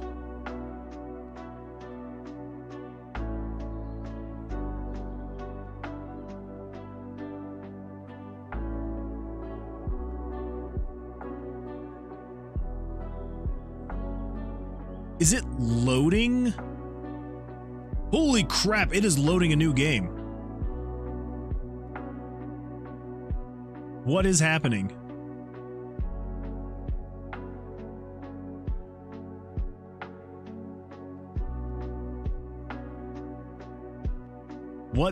in the actual crap is happening?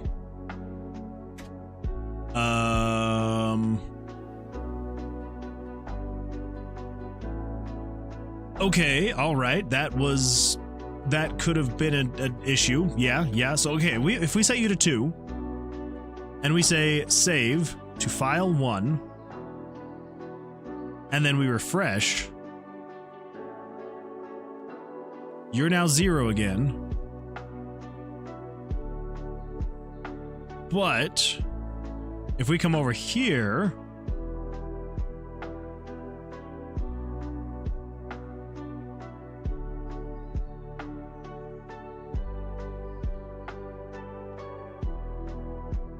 how am I going to load the game?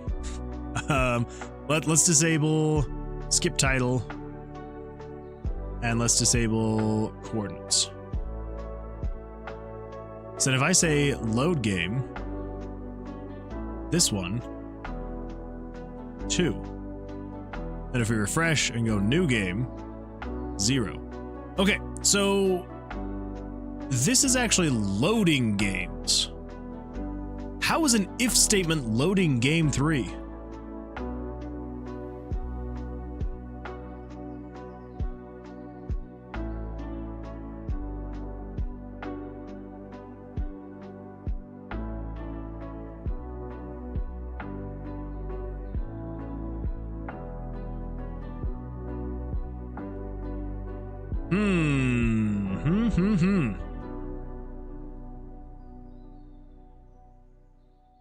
I do not know. Let's see, Piano Lottle. I still feel like I am messing up your name, but Piano Lottle. That is correct. Piano Lottle. Hello, welcome to the stream. Glad you could make it. Did I miss it? The majority, unfortunately. Yeah, we've probably got another 30 to 40 minutes left. So you missed some of it, but not all of it. You get to be now here at the ending part where I am just confused out of my mind and driving myself nuts because I can't quite figure out exactly what I'm trying to do. So if that sounds fun, you made it just in time. Better than yesterday. True. I mean, yeah, well, if you're meaning Sunday, because I didn't stream yesterday, but I did stream Sunday, so 2 days ago. Yeah, that's a good point. You were here kind of like right at the very last second. So yeah, still got some time. But how's your day going? Hopefully you're doing well. Okay, so we don't want to check new game. We want to check load game. If data manager.load game, do we need to do this instead actually? Because over here we're saying no, that's the exact same. Data manager.load game, and then 3. This dot save file ID.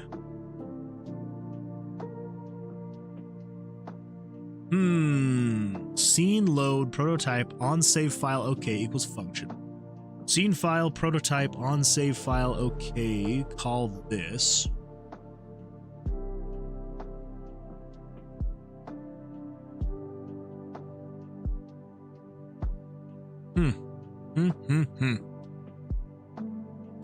Let's see, like saying var equals run function x, you're probably running the function by trying to access it. I think so, yeah. I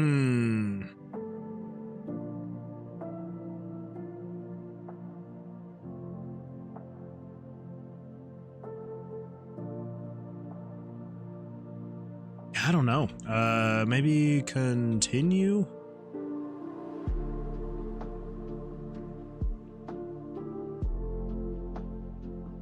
RPG scenes.js scene load controls the load screen.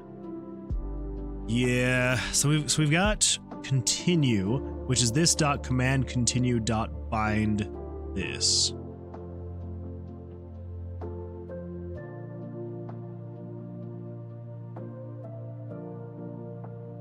Got new game, continue, scene title prototype, command continue, equals function. This window command window dot close scene manager dot push scene load.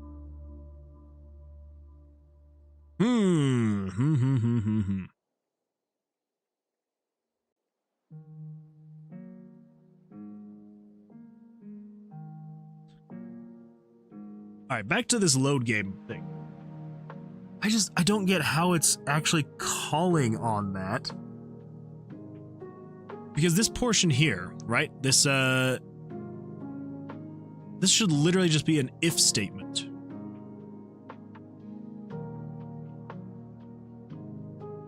That should be all it is.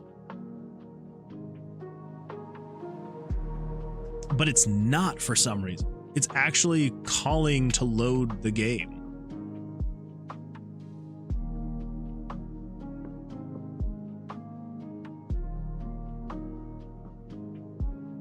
Yeah, because over here on skip title, if data manager dot load game 1.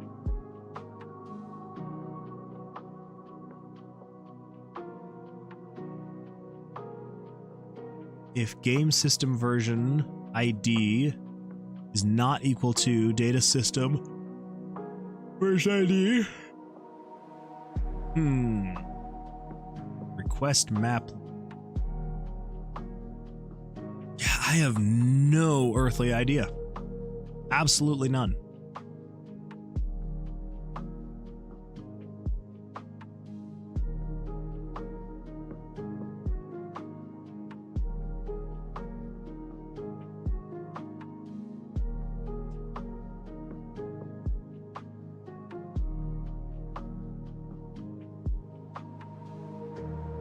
So what if I specifically say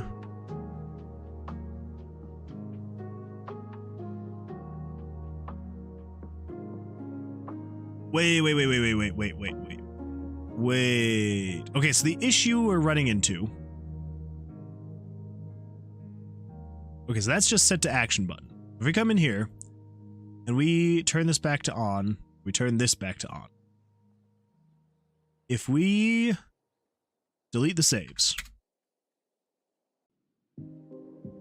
So these are equal to 0, correct? Correct. So if we come over here to variable 80 and set you to, I don't know, 13. You are now 13. And then if we save you, it's not loading the game. But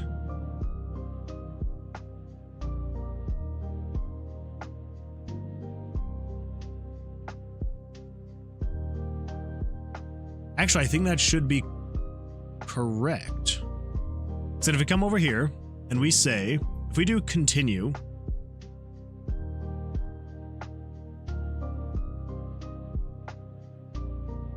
yeah, let's just say in here.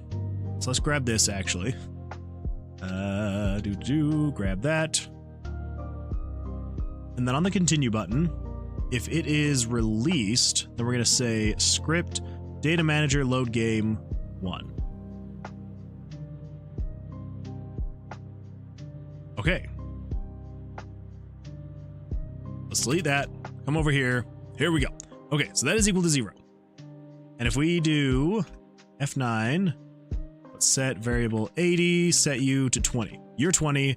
Then if we say save you, okay, refresh, you're equal to 0. Then if we do continue, it should load save file 1.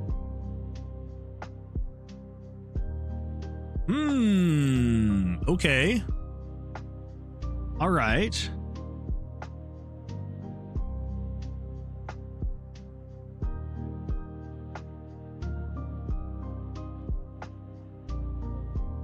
Okay, so that is working. Now we just need to somehow figure out how to tell it.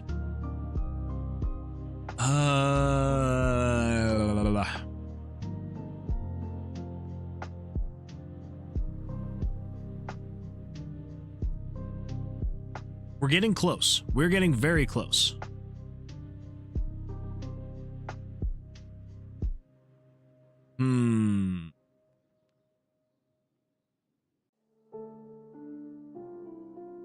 let's say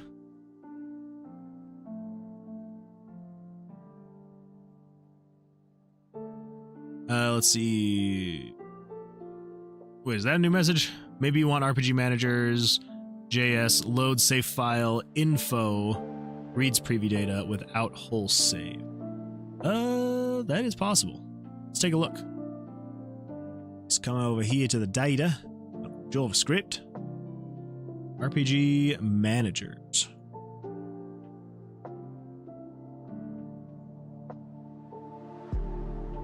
I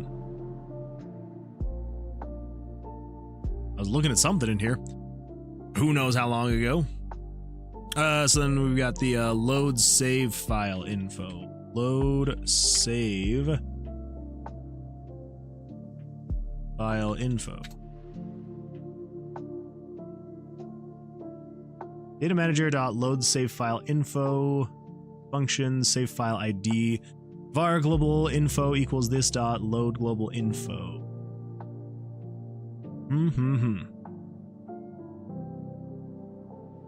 Use JSON, so that's a plus. You should be able to find the data then. Well, one would think that's a plus. Yeah, JSON, JavaScript, myself, we're in an awkward three-way where none of us really like each other. JSON and JavaScript kind of do, but that's because they're, you know, kind of one and the same. But I do not get along with the two of them, but they keep me around for some reason.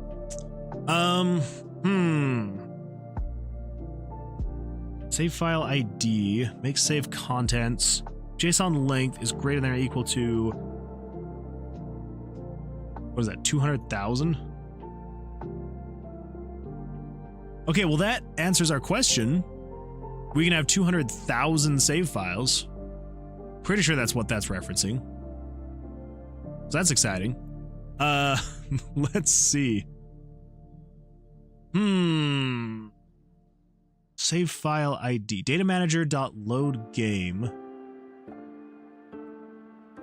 Wait, that's the exact same thing from the other spot, right? Data manager.load game. Data manager.load game.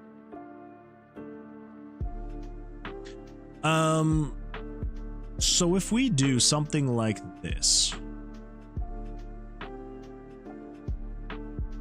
So what if we say if, wow, I cannot type anymore tonight.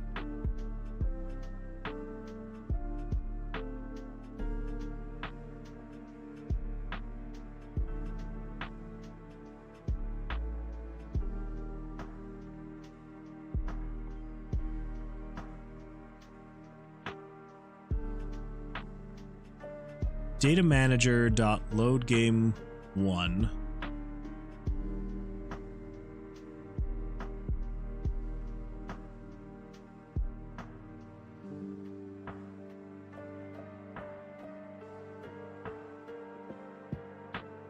I don't know how to manipulate this. I'm not good enough with JavaScript. I'm sure I'm going to start doing something and someone's just going to shake their head and be like, what the freak is this guy doing? Maybe? If data manager.load game equals 1.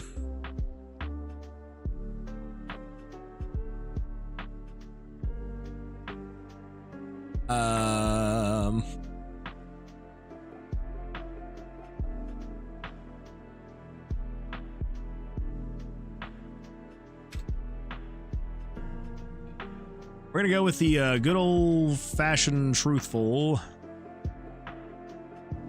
flash screen.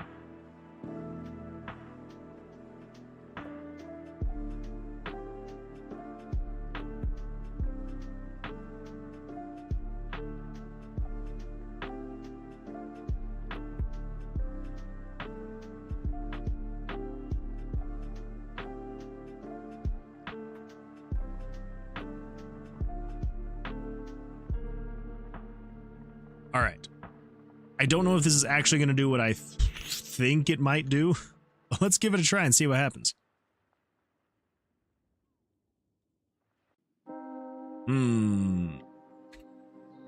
This is on continue, right? Continue button, if released.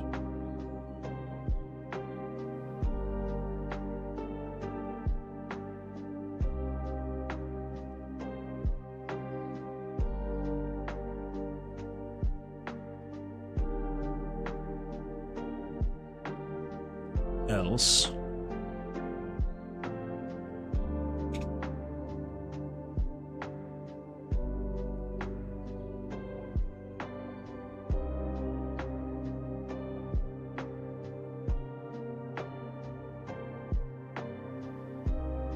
Okay. So that part works. We've definitely got the else going on there. All right. So if data manager.load game is equal to 1. I don't know if that's actually what I would need. Pretty sure it's not actually.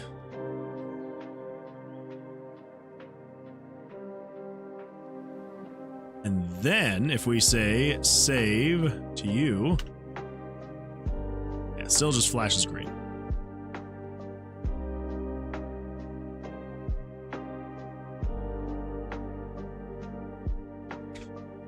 So then what if we say something like that?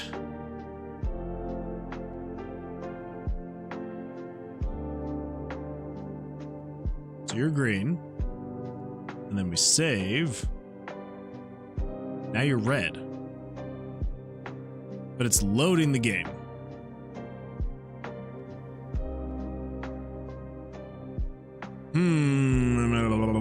Because if we come over here and we set 80 to 1, and then we click that, it's gonna switch it back to 0.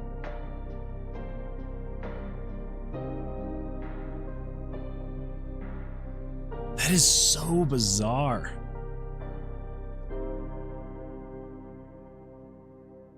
So absolutely very bizarre. So we needed to not load the game. But even with it being if data manager.load game 1,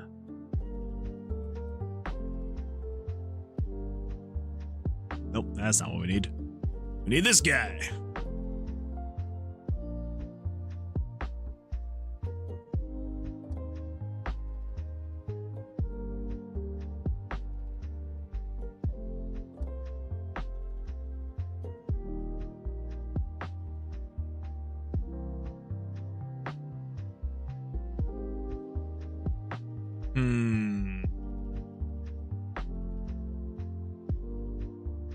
Scene. Scenes and managers. Load save file info. Reads preview data without save.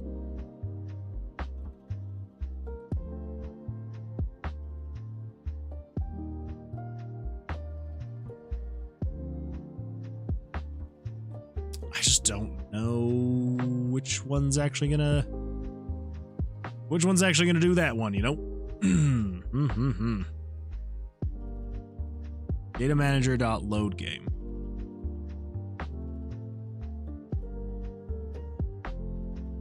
Load database. Load map data. Okay, come on, load game. This dot save file ID. On save file okay dot call this. Okay. Scene load prototype on save file okay equals function. Oh, save file dot prototype on save file okay dot call this.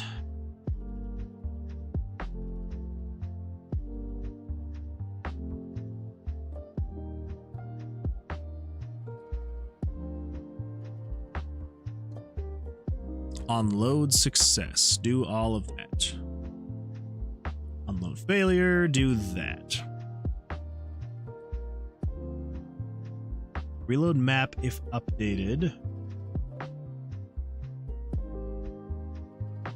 ID. That looks familiar. That is very similar. Version ID. Yeah, if game version ID data start. Okay, that is just that.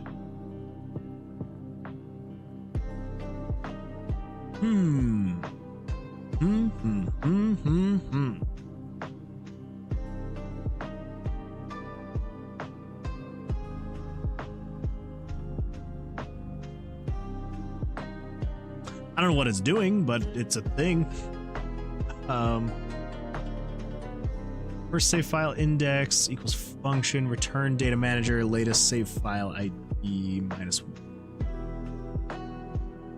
All right. Well,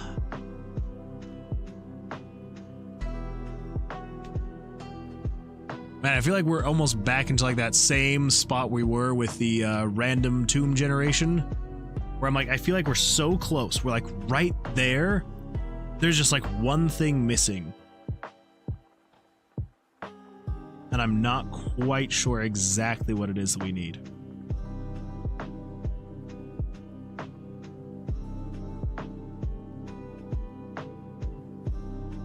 I don't think we need to be referencing datamanager.loadGame.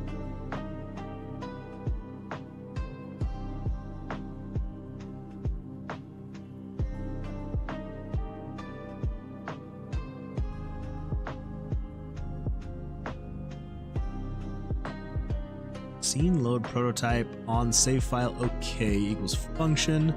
Scene file prototype on save file okay dot call this. If data manager dot load game dot this save file ID.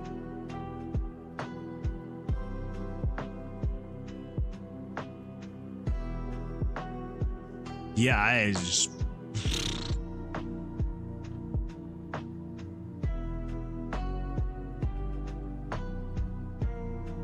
Data manager load game without resources equals function save file ID.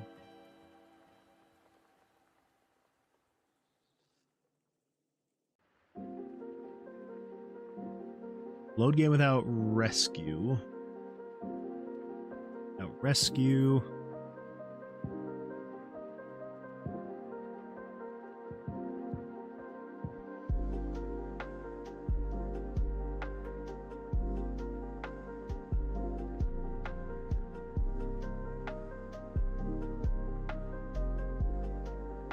JSON equals storage manager dot load save file ID.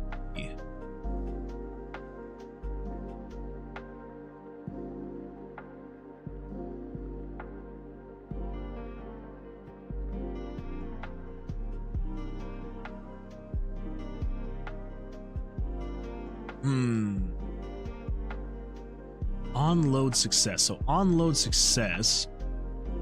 Play sound, we don't have to worry about that. Fade out, reload map, if updated.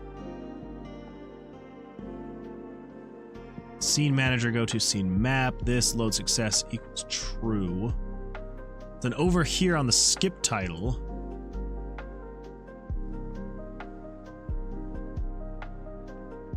go to scene map.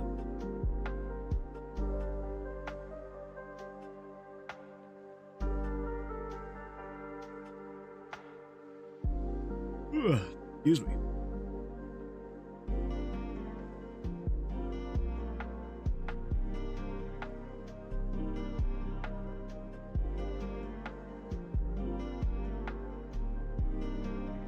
Well, what if...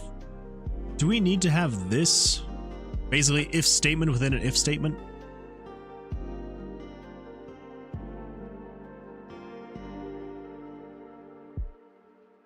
Game version, game system dot version ID not equal to data systems ID.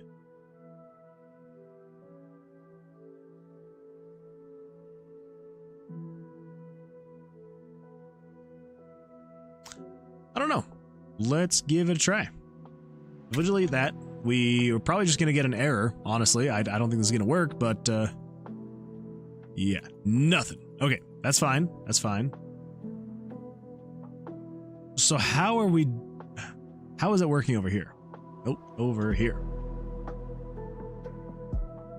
So it opens the curly bracket. Ooh.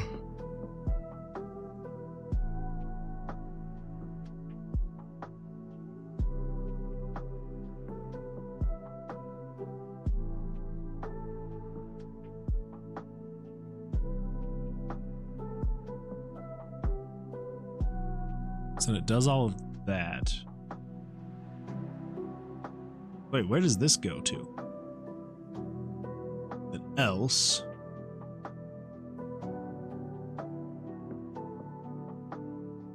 Okay, so you are to there.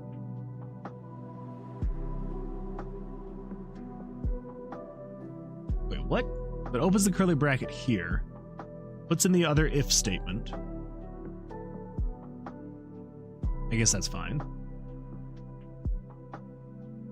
If data manager load game 1, open curly bracket, if checks all of that, version ID, opens curly bracket, does all of that, and then closes it.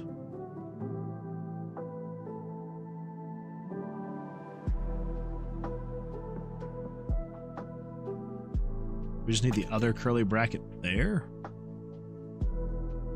Very weird stuff we've got going on right here, but we'll see what happens. Okay, so we're getting the flash again. That's good.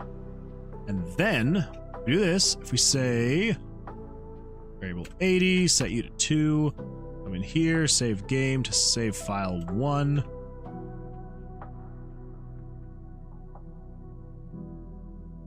Well, it's not loading a new game, but it's also not doing anything, right?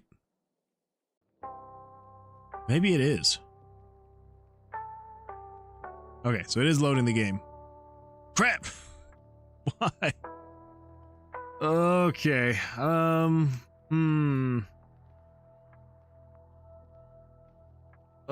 we at a dead end?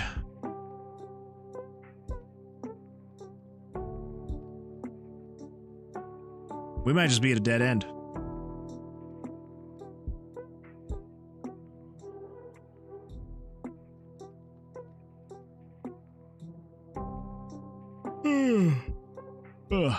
I don't get why.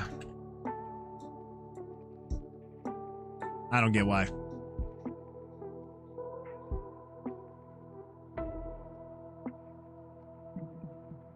I don't know why I can't just reference the save data.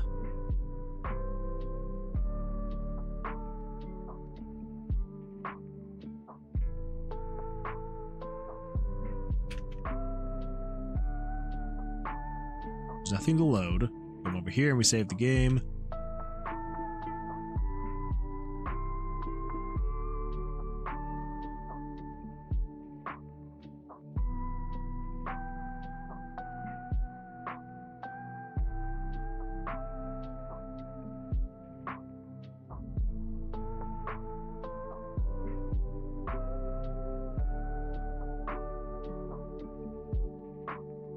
Let's see, if the game is only a few seconds in the loading, it won't change anything because it's the same screen. Well, that's why I've got the variable right here, so I can see what is different. So like if I refresh everything, that's now at a 0, and then when I click continue, it's loading file 1. And then it changes it to a 2 because that variable is saved in file 1. Then loading. If the game is only a few seconds in, then loading, it won't change. Okay, yeah. Yes, that's why I've got the variable here, so I can see where I am. Because yeah, it's like right now when I refresh, this is a new game.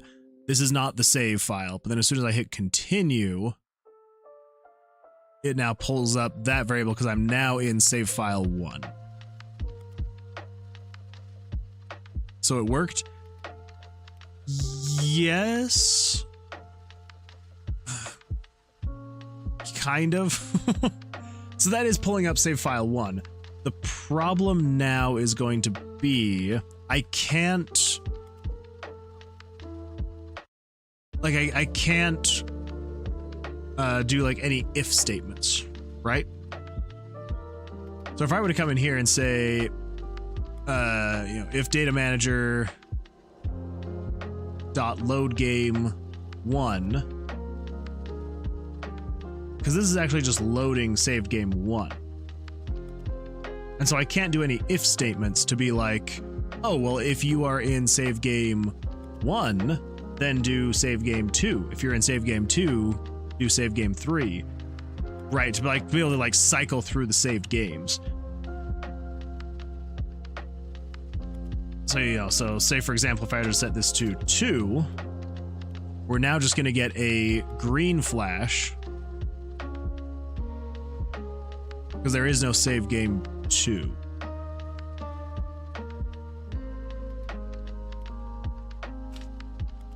And I don't get why I can't do an if statement.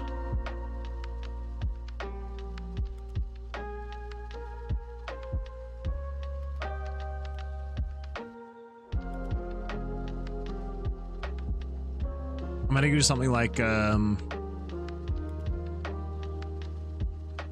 else if game data manager. So if we could, so we'll say 1, you're equal to 2,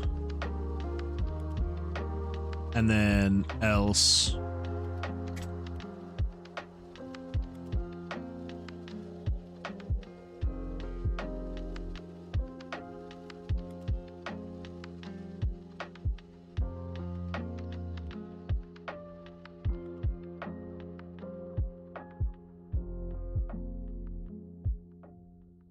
the dot load game is just loading the game. You won't be able to access variables from there because it returns the game itself. There has to be another part of the code that reads the data too.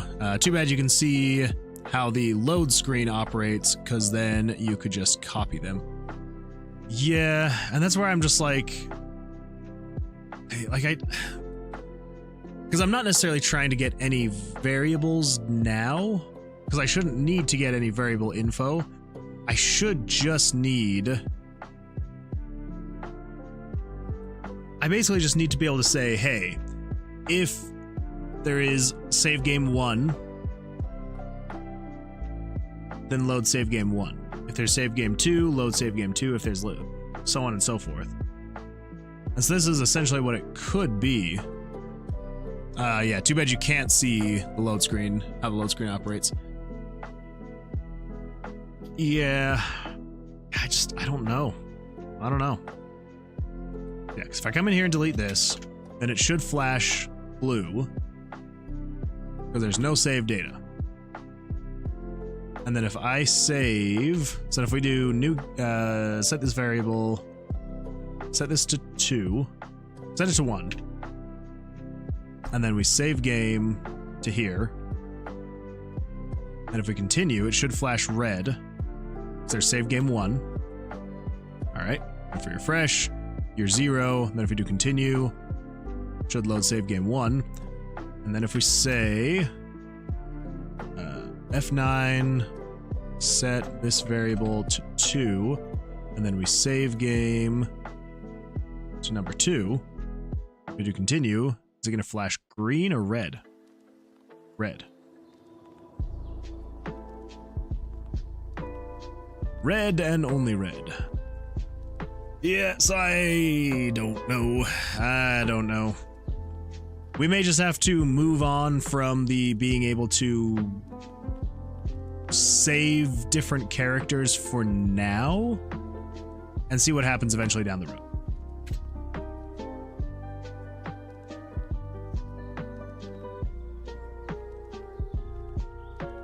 Data manager.load game.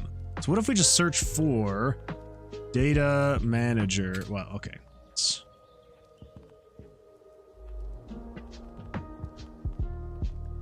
we've got data manager.setup new game, data manager.load game, data manager.setup new game.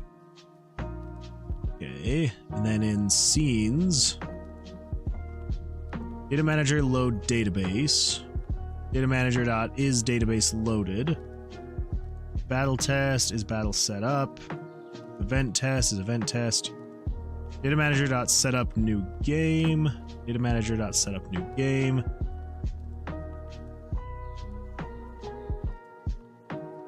Data manager.load map data. Data manager.is map loaded. Data manager.load all save file images.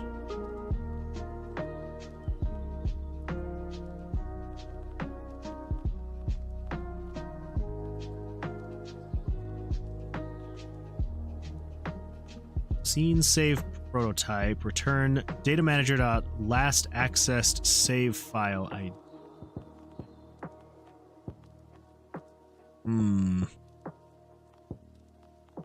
I recall seeing the RPG Maker source code say something about global variable, which means there's something that can exist outside.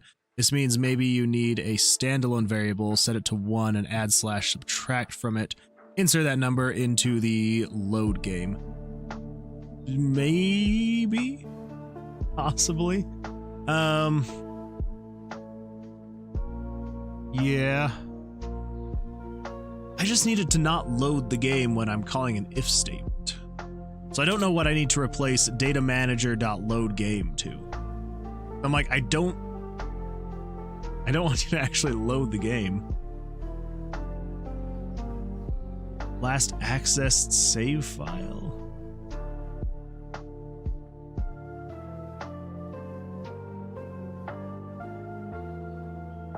Save game.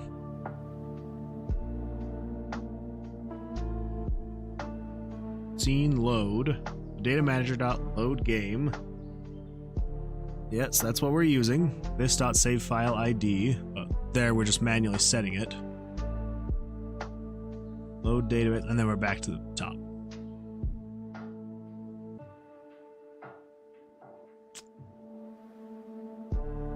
Yeah, I don't know. Data manager. Select save file for new game.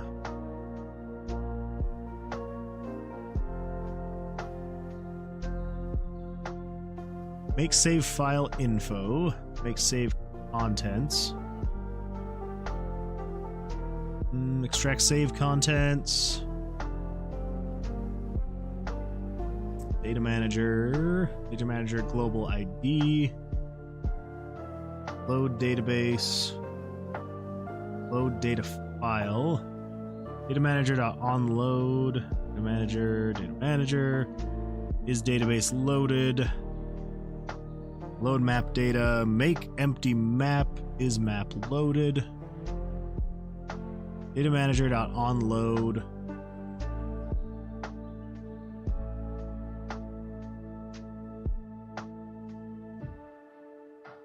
Okay, battle test, event test, is skill, is item, is weapon, is armor.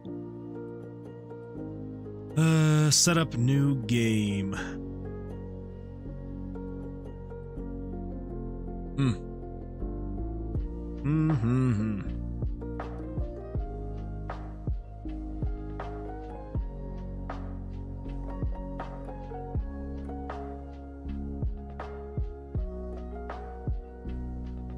Data manager.isThisGame file.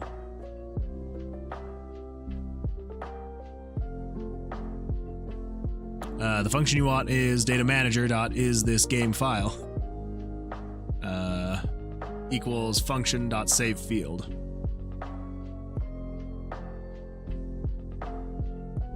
So yeah, so if data manager is this game file 1, console.log save file exists. Yeah, that's seems like probably the yeah. Well, let's give it a shot anyway. We'll see what happens.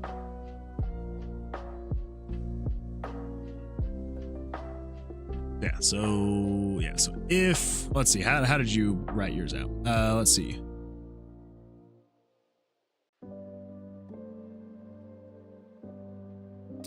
Let's see. Force and Sunlock says, shouldn't you just have to check if the JSON file exists in the if statement instead? Maybe. Guess is as good as mine. All of this is so far over my head. I just kind of toss things at it and hope that it bites. Okay, so let's try this. So the function, let's give this a try. So if what do we got? Data manager dot is this game file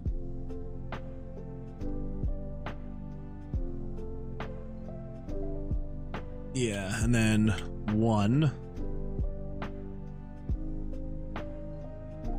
We should have that flash red. And then we'll say else if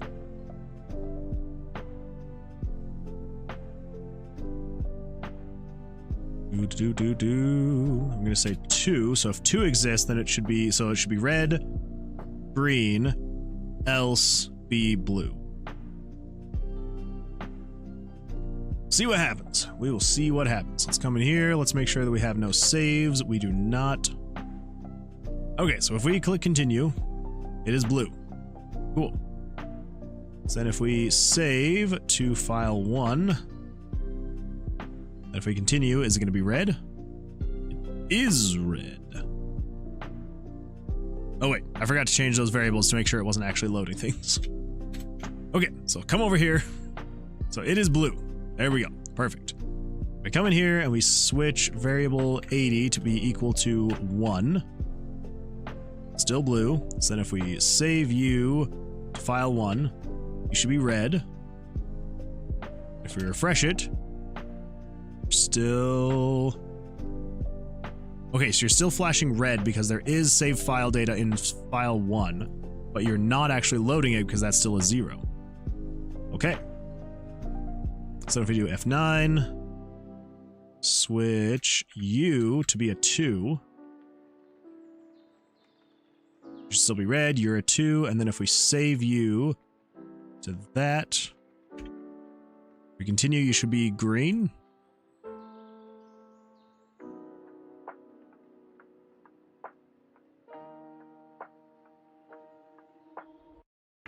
Actually, that makes sense.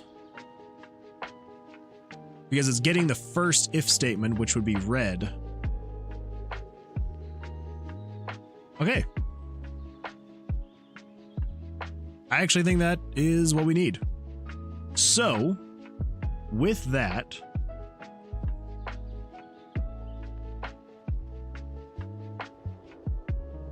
all we would say... So let's say you can only have like 3 saved characters for now. You're not iterating, it will check the first statement. Yeah, that was, I came to that realization a little bit too late. But yes. So I believe then that should be correct. So what do we need to do then to be able to load those? Oh man, it is 12:30 already. Okay, I think we're gonna say then, not you increase or decrease the value, the 1 or the 2, and checking those. Yes, yes, I think what we need to do then now, we're just gonna test this really quick, super fast. Let's do this super fast. So over here, let's say, we don't need this, do we? We don't need that. Let's get rid of it. Over here, action button. We're gonna keep that for now, but it's Let's grab this one. We're just gonna say, in here, parallel process.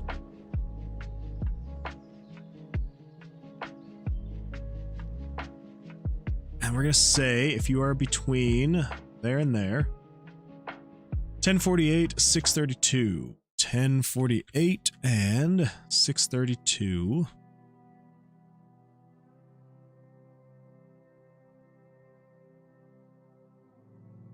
You are 1092, 676. 1092 and 676. Okay, so if you're on that button, this is the next character. We're not going to show any pictures. We're not going to do any of that. We're just going to say when you are released.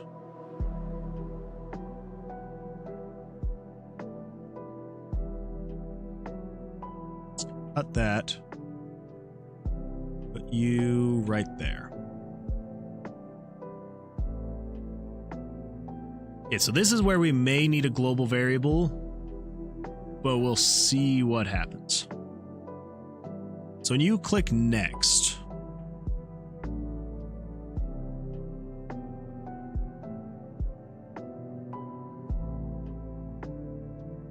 actually, yeah, this is where we need the global variable. Okay, so let's come back over here. We're going to say the persistent data, persistent variables, we're going to set 80 as the persistent variable. And we're going to set this to true so that it updates every single time. All right, so then over here, when you are released, so if data manager is this game file 1, let's copy that. We're going to do another conditional branch with a script right there. Oh boy. Gotta come in here really quick and ban cumbersome forklift. Get out of here with your spam. Silly people. Okay, data manager dot is game file. Is this game file 1? We don't want 1. Do we want 1?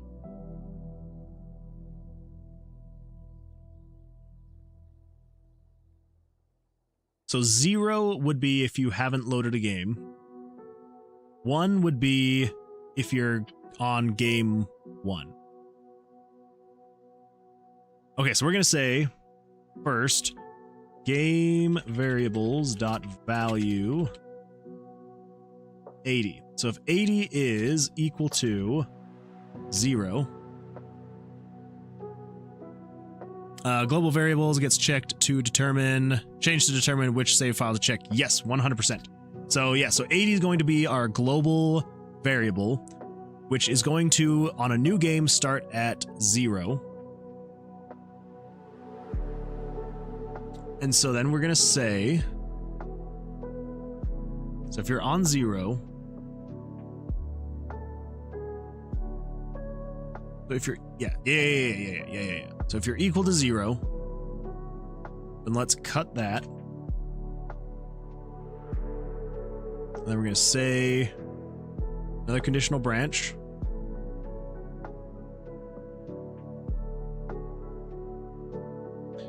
You don't want 1, you want the global variable. You change that and rerun the check when you switch. Hitting continue increases / decreases the variable.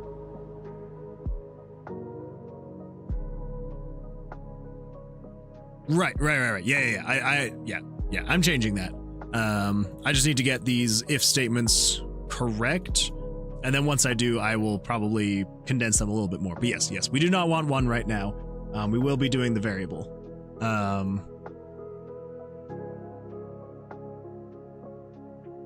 Because I also need to check and see. Because that's the thing, is that, like, I not only need to check and see if there is some type of save data for that save file, but I also need to check and see where along the lines it is.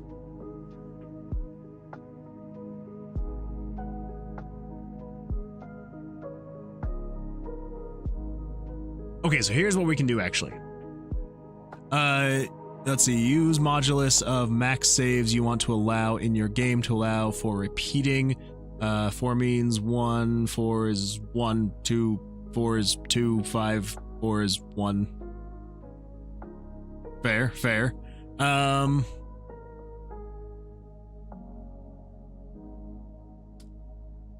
Yeah, that would probably be the best way to do it. I have no idea what any of that means, unfortunately. So I'm just gonna really quickly do it this way. I'm just confusing myself just reading that. Ugh. Like, I read it and it makes sense, but then I look at it and I'm like, what? Okay, so here's what I'm thinking I'm gonna do. I'm gonna say, and I know this is probably going to be really frustrating to watch, and I apologize sincerely. You don't know what modulus is. I would not be able to describe it to you, no. So I'm gonna say no. Again, I am not a developer professionally by any stretch of the imagination. I basically know this is me wading in the deep end of the pool, just trying to keep my head above the water, and it's barely working. Yeah, so a lot of things that I do are extremely inefficient because there's a lot of things that I just do not quite understand. So modulus stands for remainder. The remainder of 1 divided by 4 is 1. The remainder of 1 divided by 5 is also 1. Fair. See, my problem is I'm having a hard time correlating that with what I'm currently trying to do. 5 divided by 4 times. Yes. Again, I'm sure that this would make it much more efficient, and I probably not 1 divided by 5. Sorry. No, that's fine. That is fine. Yeah. So what I'm gonna do is just, oh man, my brain is so done for the night. But I'm like, I can do it. I know that we can. I know that we absolutely can. So let's do this. Okay. So if touch input is released, here's what we need to do. We need to say, man, we're almost there. Like, we are making some really great progress, and I know that we are almost there. I just need to, oh man, I don't know if my brain's gonna let me continue. Like, I want to, because we're so deep in this, and I'm like, I know where we're going, what we're doing, but like my brain is just like, cannot function or process anymore. Touch input dot is released. Then if game variables dot value 80, we don't want, no, what am I doing there? We don't want that.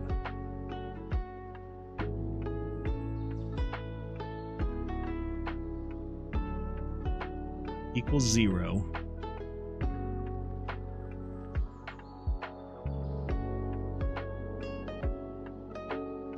Modulus will get you there, but I guess you can run an if check to see if the variable is higher than your make. You just reset it to 1. Yeah, and yeah, I probably should do it that way. I'm like sitting here in my head just like, how would I write that out? And I cannot think about it. Although, to be fair, I'm like sitting here thinking like, oh, if I do it manually, then I'll be able to make sense of it in my head. And even that, my brain is just like not allowing me to process anything at this point.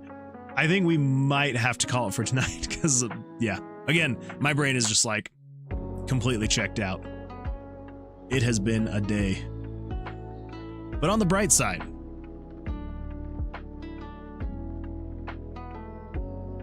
I think once I can get the next and previous buttons working, we're basically there.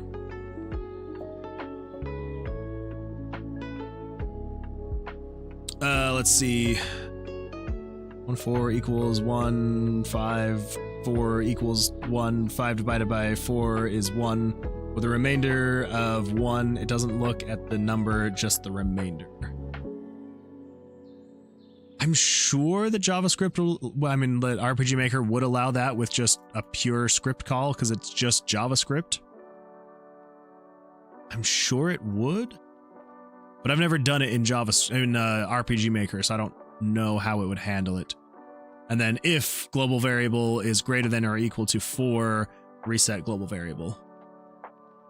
Well, and that's eventually how I will have it. The problem is, and maybe this isn't actually a problem. My problem is that like if someone actually goes in and like deletes one of these, all coding languages have modulus, and well, true. But the thing is, the RPG Maker sometimes handles JavaScript a little bit weird, even in their like pure just script call window. So I don't know. Anyway, the thing that I am considering is if anyone were to like, let's say for example, someone's created 4 characters, right? So you've got save file 1, 2, 3, and 4. If someone then goes in and deletes save file, say 3, right? And then if you're clicking next and it goes to save file 1 and then save file 2, and then if it tries to go to save file 3 but it doesn't exist, that's where I need to have another check. Okay, so here's what we're gonna do. So if it's released, we're gonna say control variable add 1 to 80.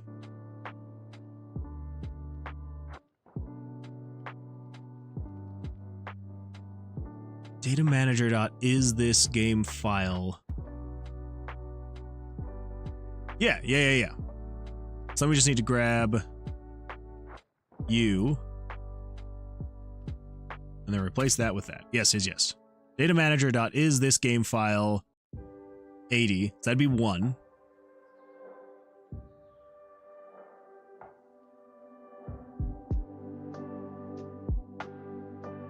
The continue button increases global variable by 1. Someone that deletes a character, it will check that file, and there isn't, then you put an else, no file exists.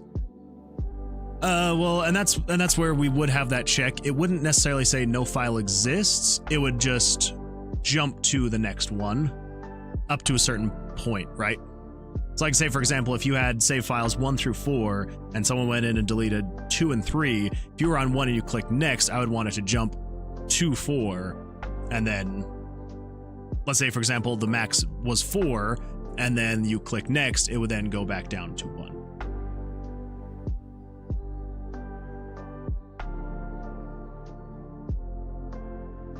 Okay, so here's where we're going to let's do this really quick. I'm just gonna back that up because that's the way we do it here in RPG Maker for some weird reason. Okay, so add 1. Now let's do conditional branch. If variable 80 is equal to, let's just say 3. So if you're equal to 3, set it to 1. If not, then just add 1. So you'd have 1, 2, 3. Okay. That should be correct. You're just else increase global variable, check that one. Yeah. Yeah, so else increase global variable, check that one. Yes. We should be able to do in here. So this is then saying data manager is this game file equal to 80. So we're going to check on that later, but for now, all we're going to do is just say conditional branch. This is just going to be a quick check. You're equal to 1. Flash screen, red.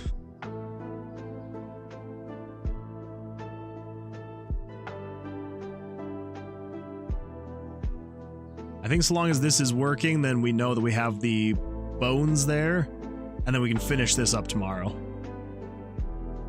Because, oh boy, red, green, red, green. Okay. I did that wrong. It's not equal to. It's greater than 3.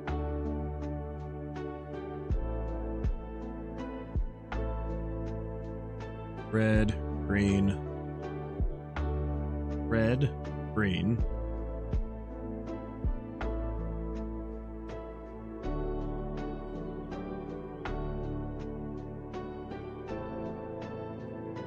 What?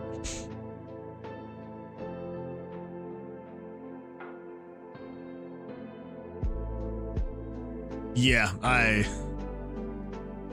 we're gonna have so many diminishing returns right now with my brain in its current state, so I'm just gonna say, yeah, I don't.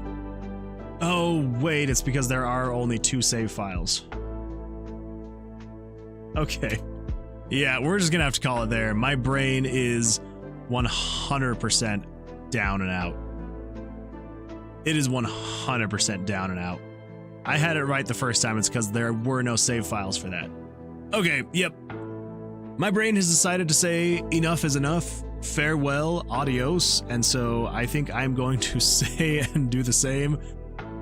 Ooh, this was good though.